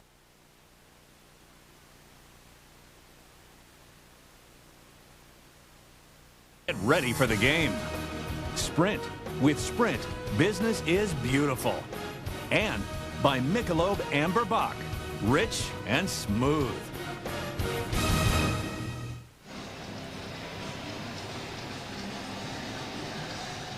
Back at Reliant Stadium, Halloween here in Houston as we are early in the 3rd quarter. And a 10-3 Texans lead over the Jaguars. Houston takes over with 1st and 10 at its own 10. Davis in the backfield. Carr will throw again to Andre Johnson. And that is a play that they will go to quite often over the course of the day, a 2-yard gain. Well, it's much like a run play because the eye on the Texans show that they really do have to improve their running game, and they really haven't been as productive running the football as they would like. But David Carr has been great rolling out of the pocket. The one lone touchdown pass came when he was able to get out of the pocket. And I think the defense has done a really good job of shutting down Fred Taylor in the early going of this football game. And a 2nd and 8 now from 12. Here's Carr, stepping up, and fires a strike to Andre Johnson. A flag thrown as Johnson crosses the 20. Jerron Bolden on the stop. And a 1st down for Houston if it stands. Before the pass was thrown, holding, number 21 defense. 5-yard penalty, automatic 1st down. They're going to get Bolden, saying that he latched on to Andre Johnson a little bit longer in the 5-yard area that they allow them to make contact and work in his bump and run coverage. But Johnson's a big, strong receiver and very fast, very explosive player. Very difficult to cover in a short space of 5 yards. And you can see they're going to him in those short passes because it's much like a run play. He's able to break a tackle and possibly take it to the house. Came in leading the AFC in receiving yards. Also had 6 catches over 25 yards this season, along with 54 for a touchdown. On a 1st down, Davis running into the line, and not much room to work with. Picks up 4 yards, setting up a 2nd and 6 for Houston. Monday, an all-new late show from the world champion Boston Red Sox. How does that sound? Dave welcomes outfielder Johnny Damon, plus a late show World Series wrap-up. All new. That's Monday here on CBS. Baseball is all around. Had a chance to talk to Roger Clemens before the game. He's here today cheering for the Houston Texans. He's a big football guy. He loves the National Football League. You name dropping? No, you're a little bit. You're throwing it out there. You know people. Carr throws. It's Davis who is open. And a 1st down for Houston. Deion Grant, the free safety in coverage. 7-yard gain. They'll move the chains for the Texans.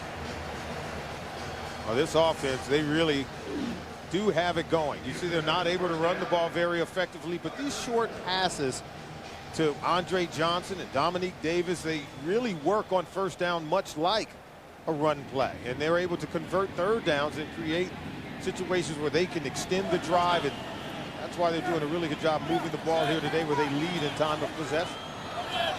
Coming up on the 11-minute mark of this 3rd quarter. Houston with a 10-3 lead. Jacksonville showing blitz on the handoff.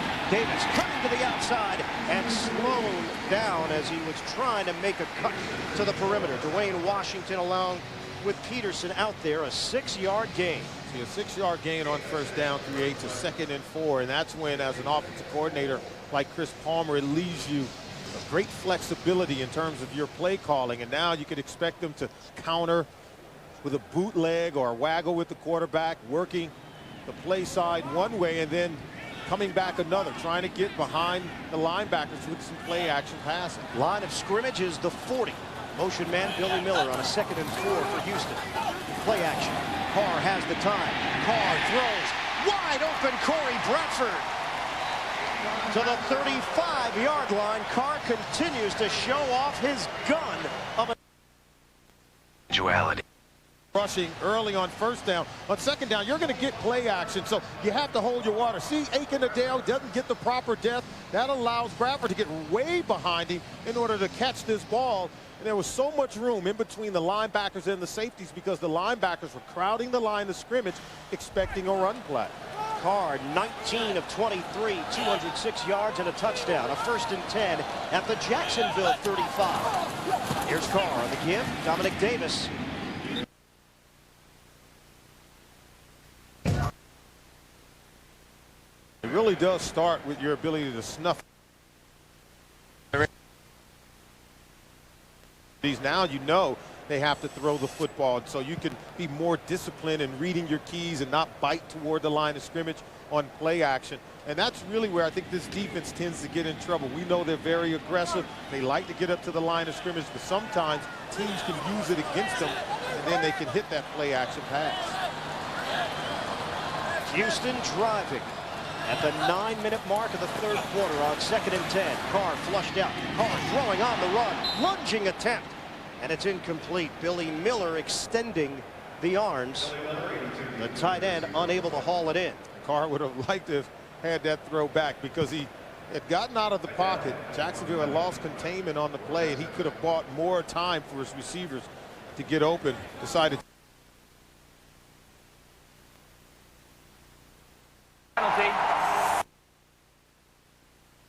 come up and make a play.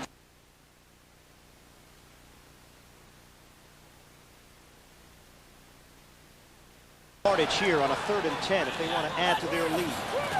Here's Carr stepping up. Carr, soft toss across the middle. Andre Johnson fumbles it and recovered by Jacksonville.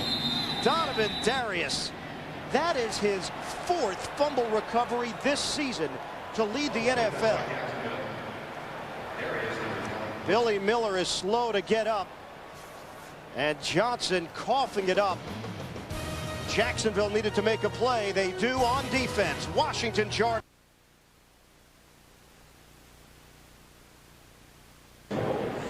Not making any excuses for Lavernius Coles, but we talked to him. He's got a dislocated middle finger, and he said that it is so sore and painful that he actually can't open up, you know, the screw to a cap, to a top of a bottle, and he can't do it. He's got no strength in the hand. He's playing with a toe that needs surgery.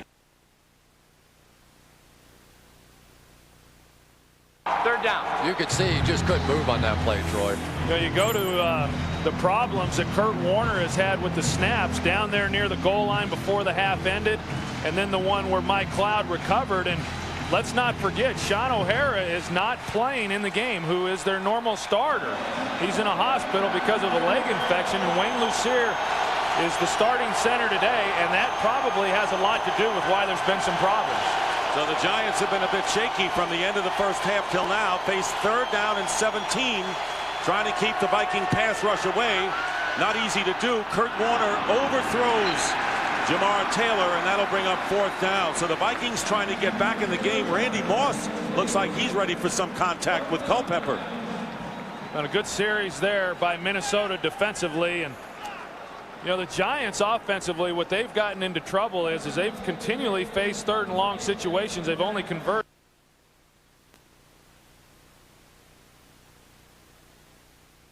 With a 7-point lead, start from their own 20-yard line. Richie Anderson. 1st down and more out to the 34. The gain of 14. Good blocking on this screen pass by the Dallas Cowboys right here. Richie Anderson gets upside, gets up inside. Turns out Larry Allen might have got away with a little tug right there. Jason Witten downfield getting the block.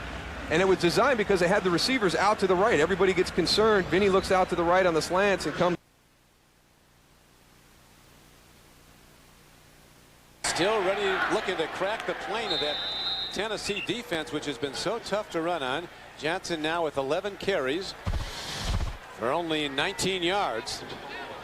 And that's went over his back, but he got there just barely before the ball. I don't think that's a penalty, Don. If you didn't call the T.J. Houshmandzadeh play 2 plays ago, how can you call that? Well, they called old Tank Williams on it. And now the Bengals, beneficiaries of the penalty call, drive on. 2nd down, needing 7.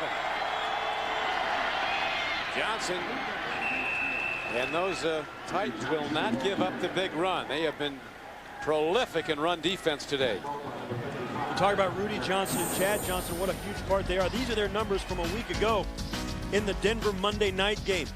And those are numbers you can live with and win with if you're the Bengals, and they did indeed do it. Today, Rudy Johnson hasn't had near that kind of production. And that's today. Long way to go, though. Here's a 3rd down, a timing throw. And they ruled it's off the turf. Chad Johnson, They're giving him an on-field examination of that right knee, but he was able to put weight on it when he walked off, which is a good sign. 3rd and 1. McNabb. And he throws it away, and no flag is thrown with it, or are they going to call that a sack? I believe the whistle blew as Ed Reed just would not relinquish Donovan McNabb from his grasp. So give Reed a big-time defensive young player. They can still maintain balance. They have not been able to run the ball at all with Bennett in the lineup right now, and the pass caught by Marcus Robinson and picking up 8 yards on the play, and it is ruled a catch. Next week's schedule, and it'll be the Steelers and the Eagles in the Battle of Pennsylvania. The big early game with the pregame show starting at noon. Where are you going to be next week, Dick? I'm going to be with the Giants and the Bears. 4 o'clock start, and I've had a lot of fun 3 and out with you guys as usual. It's been great. We'll miss you when you're gone. Thank you. I'll miss you. But you're not missing me now, and that is, I can read between the lines. 2nd and 2, and here's Nate Burleson on the wide receiver screen, picking up 6 extra yards. He did not go out of bounds.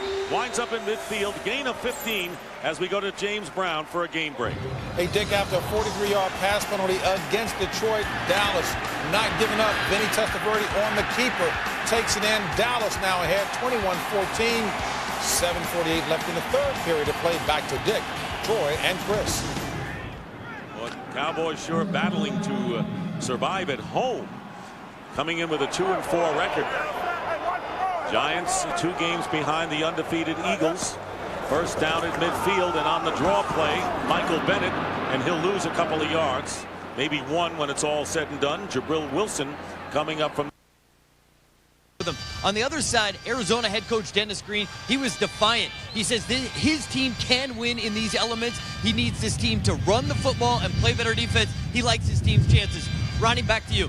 That's right, Ari. Everybody's got to run the ball in this kind of weather, especially going against the wind. We're in that time of the year, Tim Ryan, where running is key. 3rd and 11. Passing is key here. No place to go for Bledsoe. This is a stretch intended for Moulds. And here's the pass thrown underneath to Sean Burton. And Burton picking up nearly 7 yards. Nick Ryson, the linebacker who replaced Barrett Green, who was shaken up after being in Coughlin's doghouse. Tim Lewis, the defensive coordinator, coming over from the Pittsburgh Steelers this year. Yeah, and he's just done a terrific job. I mean, they came out, they struggled during the preseason games. They struggled in the opener against the Philadelphia Eagles. And since that time, they've really played good football. The players have bought into what he's doing defensively with the scheme, and they've been a big part of the reason as to why they've won the games they've won this year. 3rd and 3 for the Vikings in Giant territory, and a designed rollout for Culpepper. Pass right into the hands of Will Allen. And Culpepper and the Vikings, who have been void of interceptions and turnovers during the year, picked off by Allen. That is the 2nd interception thrown by Culpepper. Simply inexcusable. He had a 39-yard reception. Press coverage. The cornerbacks were right up in their face. Now they've both caught so many balls.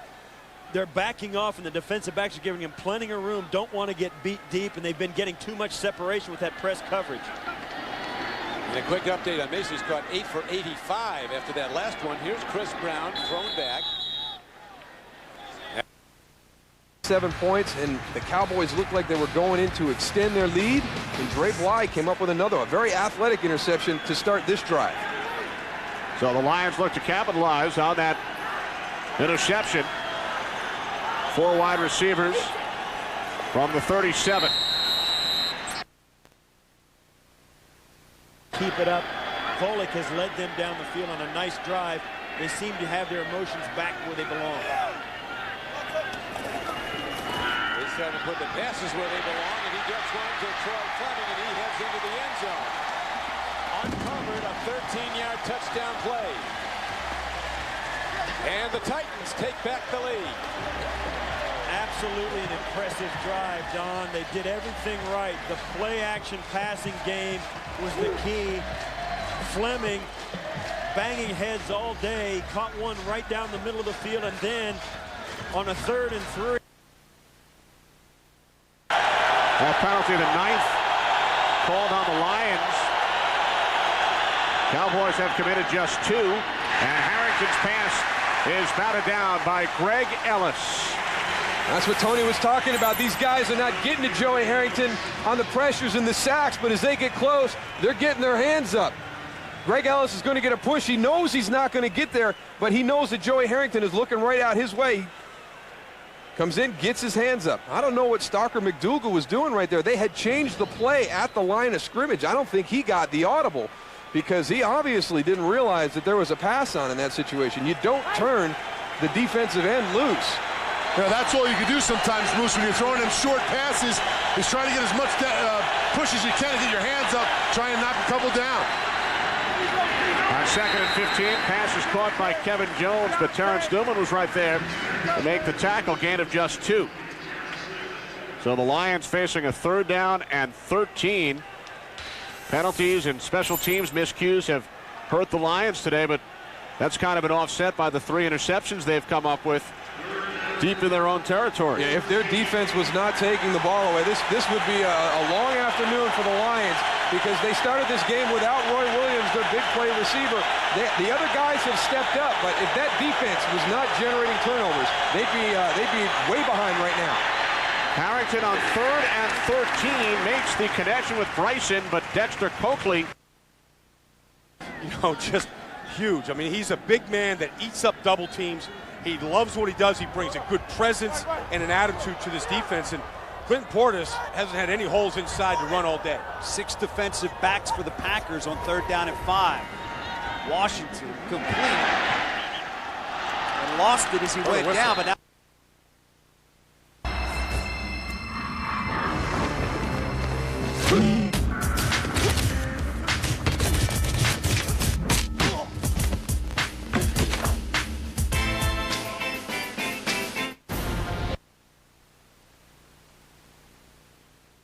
My dad calls it being spontaneous. We jump in our new Nissan Pathfinder and go. We see trees, mountains,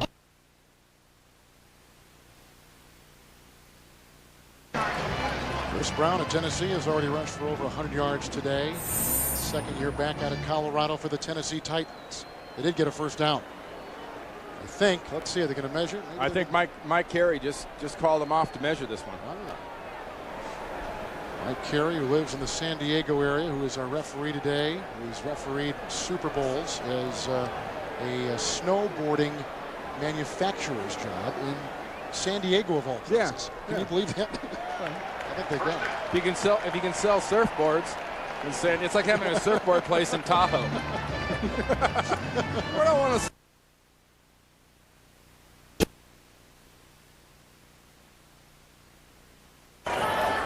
Into the flat this time to the tight end Chad Lewis, and Lewis, he breaks a tackle and may have the 1st down. He reaches the 50-yard line. Ed Hartwell, the defender. Chad Lewis has been so productive for these Eagles, now in his 7th year as an undrafted free agent. He was 25 years old as he graduated from Brigham Young after his Mormon mission. Flag down. They'll discuss that.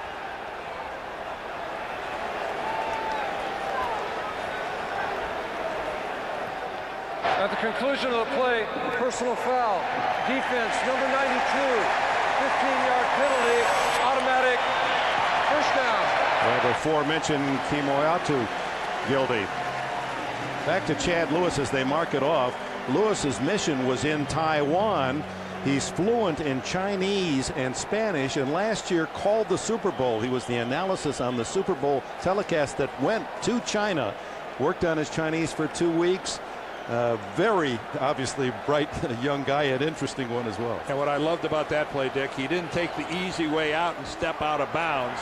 He went back in and fought for another 3 or 4 yards, picked up the first down, and by staying alive, drew the personal foul. Now from the 35, Donovan. And McNabb scrambling. Boy, put on a nice move. And finally out of bounds inside the 25-yard line.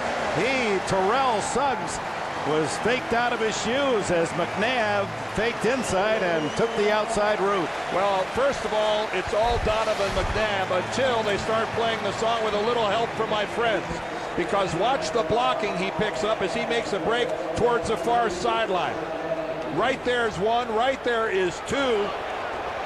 Freddie Mitchell comes in and delivers a big one right there. How about that? That's the way to come back and fight for your quarterback. Dorsey Levens threw the first one. 13-yard scramble, 33 yards running the ball. McNabb, he's the leading rusher for Philadelphia. Now it's Mahe. And he's caught well in the backfield by Adelis Thomas for a big loss. Some injury news. Let's go down to Armin. Well, down here with the Philly Infirmary here on the sidelines, Dick, there's 4 of them. I'll give them to you quick. Strong safety Michael Lewis, left foot sprain. He'll be back to action. Wide receiver Ton Pigston, right knee. He's going to give it a go.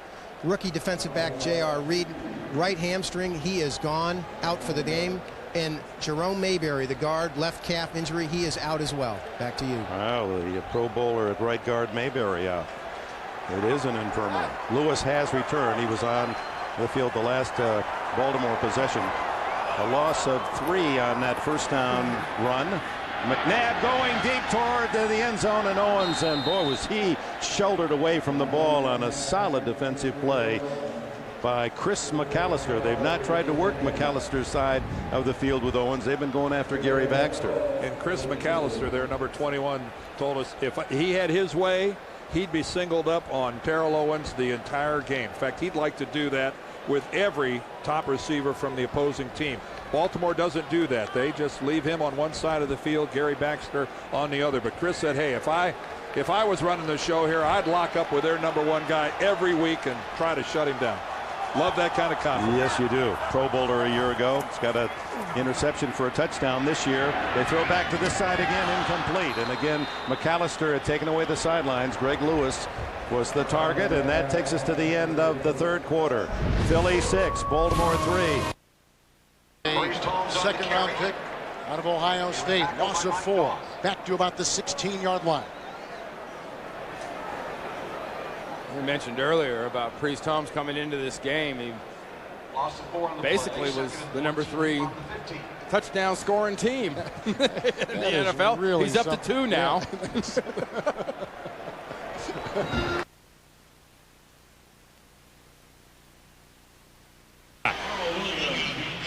So he gets McGahee blocked just enough. That's Drew's nice. got to step up, but then you've got the pressure, and then it looked like, as you said, it looked like it just slipped out of his hand. Ear hole, that helmet. 3rd and 14 coming up. That was a nice job there, too. We got a heck of a battle going on between Willie Rolfe and Dwight Freeney. And right here is Gonzalez and Dunn lining up on that right side of the line. That's who Trent Green was trying to get the ball to and trying to feed it into that, just that little window. No, you knock it down, Monte. Knock it down. Don't worry about catching it. 15-yard line. Hall is the 3rd receiver with Kennison and Morton. 3rd, 14. They got to get to the 2. Holmes in the backfield. And the draw to Priest Holmes. No place to run, no place to hide. Well, he's just hit one defender after another, and finally is brought down nicely by Robert Mathis. A loss of 3. Pushes it back to about the 17. 27-0. Kelly Campbell returning the kickoff from Steve Christie.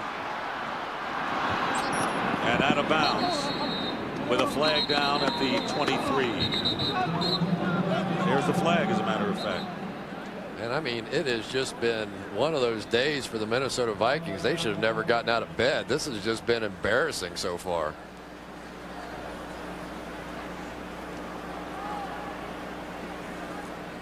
Giants have outscored the Vikings 83-37 in the last 3 years. Illegal block in the back during the return, number 28. 10-yard penalty from the end of the run. First down. Larry Nidd. Well, next week, America's #1 pregame show hits the road to broadcast live from Detroit, where the guys break down the Battle of Pennsylvania between the Eagles and Steelers. Let's find out who goes 10 yards with TB. Fox NFL Sunday returns next week at noon Eastern, 9 a.m. Pacific. Live from Detroit, only on Fox. Well, we spoke earlier about the Vikings could still maintain balance on that last possession. Now down 27-0 with just over 5 minutes to play in the third quarter. I mean, they've got to start creating some big plays. Dante Culpepper's got to start forcing some throws down the field. But the Giants have lived and died, as have the Vikings, off of the turnover story. Right now, it's +3 for the Giants. First down at the 13-yard line, and Culpepper is going to keep it, and the 265-pound quarterback. Cowboys leading by a touchdown. Fox. Job of disrupting the vision of Byron Leftwich. See Jacksonville trying to hold on to first place. Indianapolis, you know they're going to be there. This is the most competitive division in football. I think these teams will all be there down the stretch. 2nd and 7 from the 49, a draw play. And it's Jones driving. It isn't anymore. 2nd down and 1. Culpepper all day to throw. And finally, it breaks down, and pressure from William Joseph trying to get it to Jermaine Wiggins. Well, Dante Culpepper that time had a chance to go to Nate Burleson for about a 10-yard gain. He was actually wanting to go down the field instead of taking what he had. Right there, Nate Burleson just running a simple little out route. Culpepper saw him but wanted to go to the outside on a deeper play. But what the Giants are doing on the outside is they're rolling over the top and taking those guys out. The plays are going to be down the middle of the field, and you just got to get some completions right now. 2 tight ends, 3rd and 1, and Mo Williams dives forward for the first down as he crosses the 25. And the crowd, not much to cheer about. Kind of a derisive applause out here. Oh, yeah. A little Bronx cheer. I've been proud of them for not booing so far. I think if I paid my money and sat in this game, I might be These are good Midwest booing people. a little bit. They're good people here. Yeah, they got their costumes on. They're okay. They got to try it, though. Ooh. Giants with a huge 17 to crack at it. Sure do. On a 3rd and 10. Back it up to the 46-yard line. Houston, they do such a good job when they play that base defense on 1st and 2nd down. But on 3rd down, you're going to get exotic blitzes. We talked to Byron Leftwich about it. You know, this zone blitz scheme by Dom Capers. They can bring anyone. Jamie Sharper came clean on that play and came up with the easy sack. 3 receivers set. On a 3rd and 10. Shotgun Leftwich. Trailing 10-3. Leftwich throws. First down. It's complete to Troy Edwards. Just short of the 40-yard line. So Jacksonville gets second life after the penalty that's actually called against them. They are a team of second chances. If they get the second chance, Byron Leftwich will make good of it. And this time they do get good protection. Troy Edwards comes open over the middle. They're able to get him open against DeMarcus Fagans, and he does pick up the first down. So once again, a new set of downs for Jack Del Rio's offense. We know Byron Leftwich, look at this. Most in the National Football League when it comes to the 4th quarter, completions, attempts, and then passing yards. Jacksonville looking to complete a 3-game road sweep within the division. On first down, Leftwich throws, intercepted, picked up by Kylie Wong.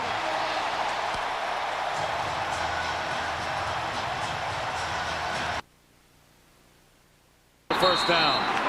Dante Culpepper knocked out of bounds, gets 3 yards, chased by Brent Alexander. And you see some of the greatness right there of Dante Culpepper and what has made him so special this season up until this game. the Giants come on a blitz and he's able to step out and have enough speed to make the corner and pick up the first down. And I can tell you, defensive backs do not look forward to tackling that big guy, 260 pounds, and he packs a wallop. Well, there's a lot of time coming off the clock right now. They need to show some urgency. I don't know why they're not snapping the football. The Giants will give them 4 or 5 yards at a snap all day long. They won't even get close to getting back in this game. From the 37, here's Bennett. And Bennett crosses the 40. Did you see how much Randy Moss was limping when he was walking on the sidelines moments ago?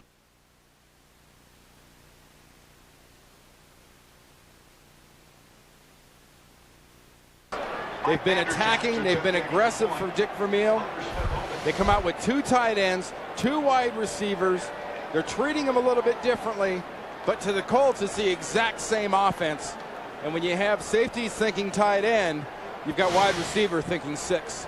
Beat Barty, beat Wesley in the extra. Urgency with their offense. Even though there's no urgency, they're running the ball to Michael Bennett. They're down 27-0 with less than 2 minutes to play in the third quarter. I mean, they've got 17 minutes left of football, and they're walking around. The clock's running. They're running the football. Dante Culpepper's taking 10-15 seconds at the line to get ball snapped. It makes no sense. And you can say all you want, Randy Moss. We know how great he is and what kind of an impact. But yesterday, Mike Tice says we're a better football team because our wide receiver core is much better and much deeper. 3rd down and 6 from the Viking 41. And the screen to Michael Bennett. And he'll be tackled about 6 yards shy of the first down by Fred Robbins, and Minnesota will have to kick, and the crowd really says, what's going on? Yeah, well, and they should. They should. I'm wondering what's going on. I mean, it really looks like they've just basically conceded the game to the Giants and have said, we're going to come out of this.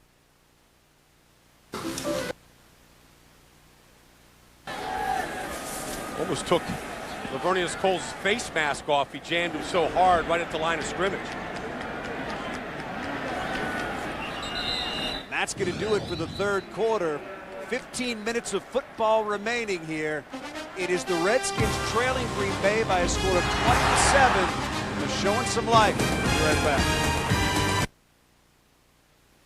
Ropes at different times, and then both teams have come back with enormous plays to get back in it. And we're talking, that's a sign of 2 desperate teams, and these teams both desperate for a win.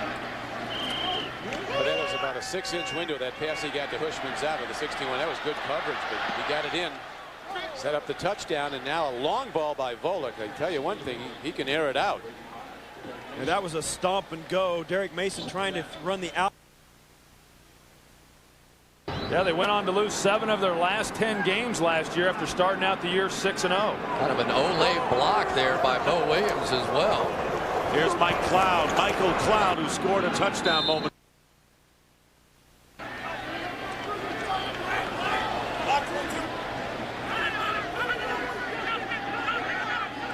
Ace Verharn coming out of blitz. They go to the run.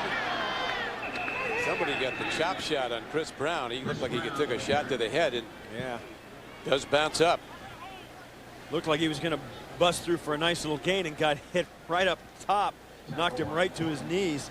And that's what I do, Don. That guy's had a sensational game. Keep giving it to him. Your offensive line has dominated the second half. Keep going with it until they prove they can stop it. The Bengals haven't done that yet. Titans holding to a 7-point lead. 12:55 left to play in the game. Titans winless at home this season. They've lost to Indianapolis, Jacksonville, and Houston here. Volek throws, and it's off the hand of Derek Mason. They've been defending him much better. He now has 8 catches for 85.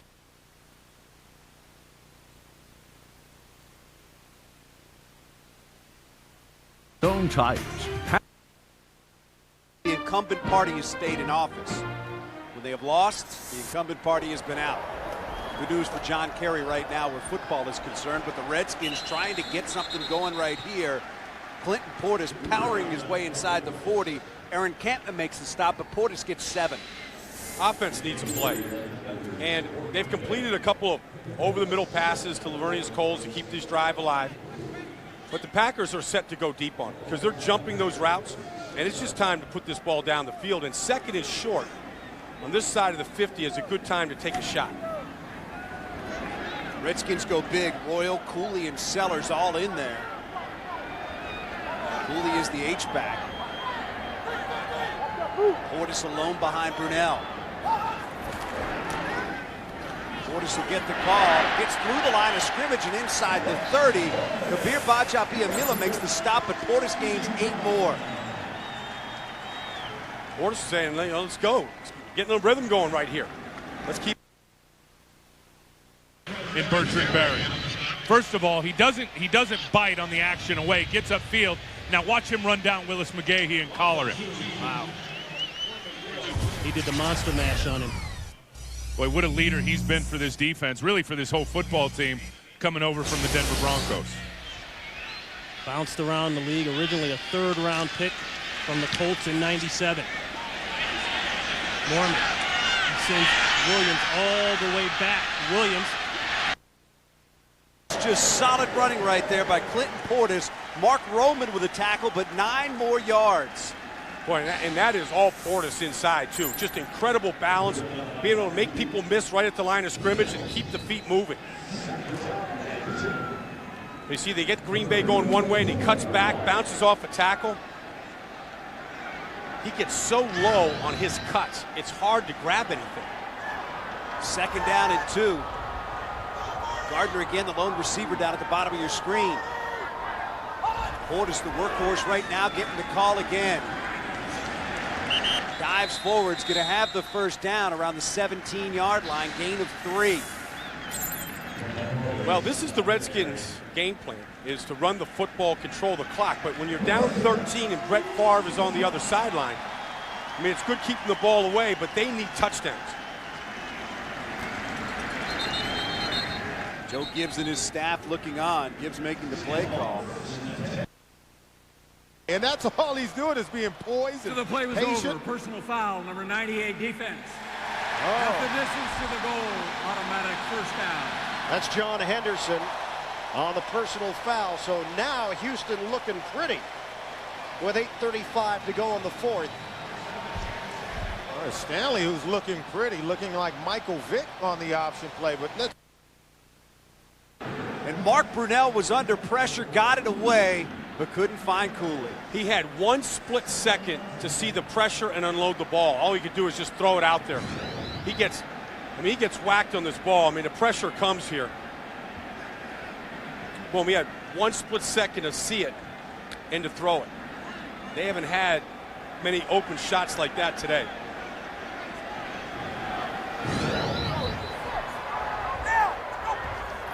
Brunell empty backfield now. Sets, throws, knocked in the air, incomplete.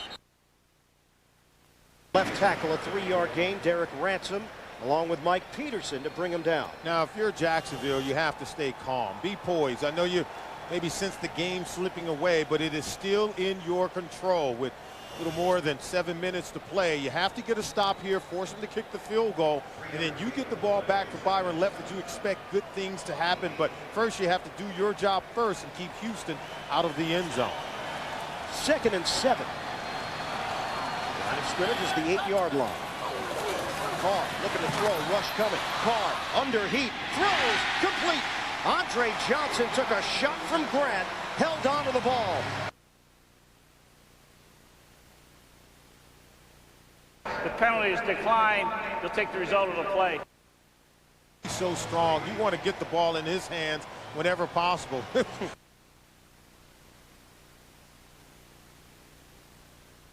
His Eagles are going to go for 2. They split the tight end. Smith out to the right.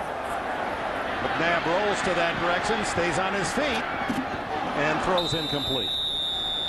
So 6 is the total out of the touchdown for a 15-3 lead. And McNabb and Terrell Owens hook up again. 9 this year. He's like a guy. The pressure in his face, still able to put this ball in a position where Corey Bradford could have made a play on it. Of course, the ball was up high. You don't want that ball getting intercepted. Going to come on to try a field goal. He's taking some shots. Working on the rookie, Ahmad Carroll. That ball had no chance. Part of the reason was right there, Cletus Hunt getting a load of Brunell.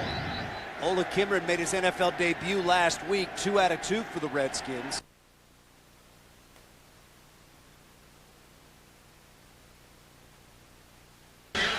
Because of a sprained arch, he's been going back and forth with that for the last 3 weeks.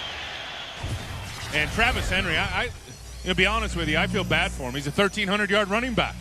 And he's always one of those guys that gets the short end of the stick, in my opinion. He just produces. Got himself into the Pro Bowl. They draft McGahee #1, had the bum wheel and everything. And now all of a sudden Travis Henry's been looking over his shoulder since McGahee got here. And still was able to put together a 1,300-yard year last year. The foot has been a problem the last 3 weeks. A lot of rumors that he will be traded at the end of the season as the Bills might look to go with McGahee full time. This is McGahee. McGahee hit immediately James Darling, and we mentioned Darling not having great numbers but being very good at the right time. Yeah, and he's been their big play guy on defense in terms of making some big tackles, coming up with some big interceptions. And talking to him, and we talked to him some yesterday, is he says he's really benefited from the defensive line play up front, because he said they're playing so much better than they had in the past. They're keeping the blockers off the linebackers and allowing those guys to run free like he did there, getting a tackle for loss.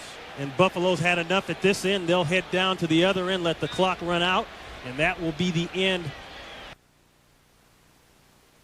It's over. We have the candidate. He's elected in a landslide. So the Giants coming to Minnesota against Mike Tice's 5-1 team.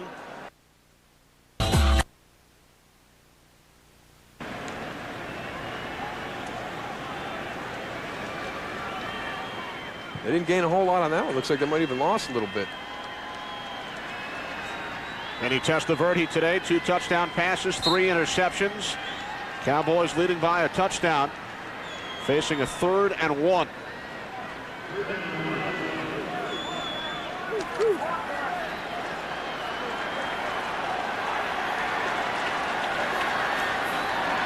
The toss to George, has the first down. Carr able to come back onto the field despite that high ankle injury.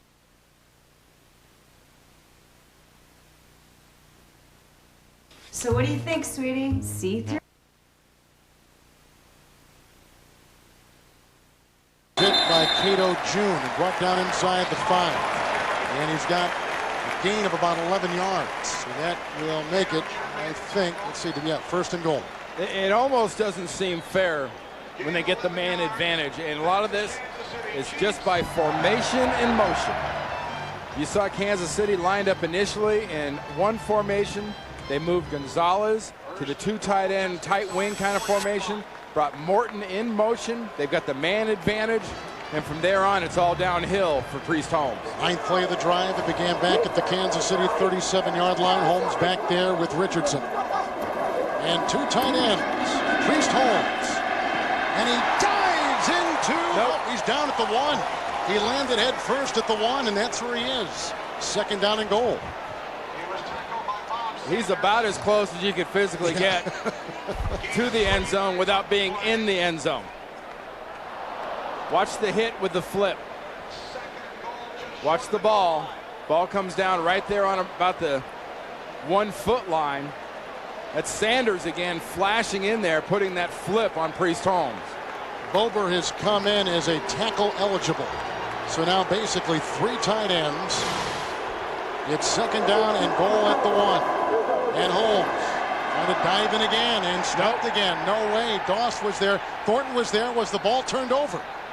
The Colts say yes. At least their body language will tell you, and they say the ball is down. Did you see Thornton come down through the air? He couldn't get all of Holmes and grab his upper body and twist it around. Caught him like a ball. Holmes is going up head first. Here comes Thornton right there.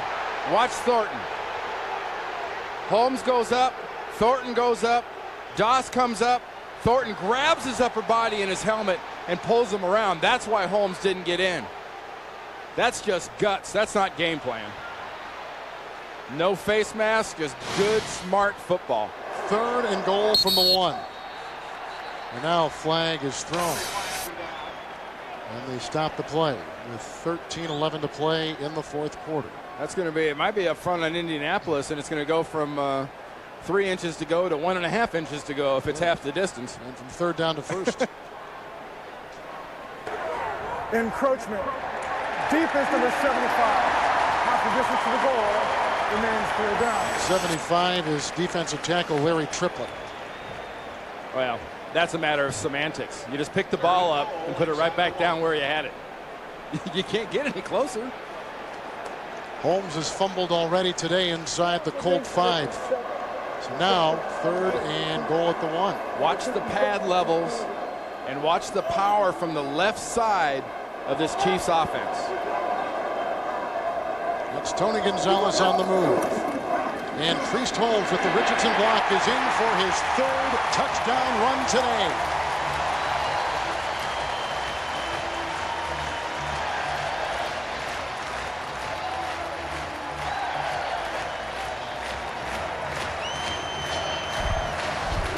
Watch Brian Waters, or not Brian Waters. Brian Waters right there, left guard. Kind of a cockeyed stance, looked like he was going to pull and move. He does, and he makes the difference. That's just the left side with Rolfe and Dunn just collapsing Indianapolis. So the Chiefs answer the 2 initial second-half offensive possessions of the Colts. We had touchdowns on both those Indianapolis possessions with a touchdown of their own, and Priest Holmes. Bowler throws it long, has a man open, Moore, and he's got it at the 15-yard line. Clarence Moore, the rookie, with another big catch. Remember the one on the sidelines in the first half. Well, he's locked up with Lito Shepherd. And again, this play should have never happened because Kearse is all over Bowler. But Lito Shepherd was peeking back, looking back into the backfield, and I can only assume underestimated Kyle Bowler's ability to throw the ball that far downfield. Because Lito Shepherd put himself in that trail position on Clarence Moore, and then when he had to play catch-up, couldn't. 52-yard pass play for Bowler. Now the handoff to Taylor up the middle, and into the crowd he goes, stacked at the 8. Time clicking down toward the 7-minute mark here in the 4th quarter. The Eagles in front 15-3. The Ravens need more than a touchdown and field goal, so somewhat critical for Billick's crew to come up with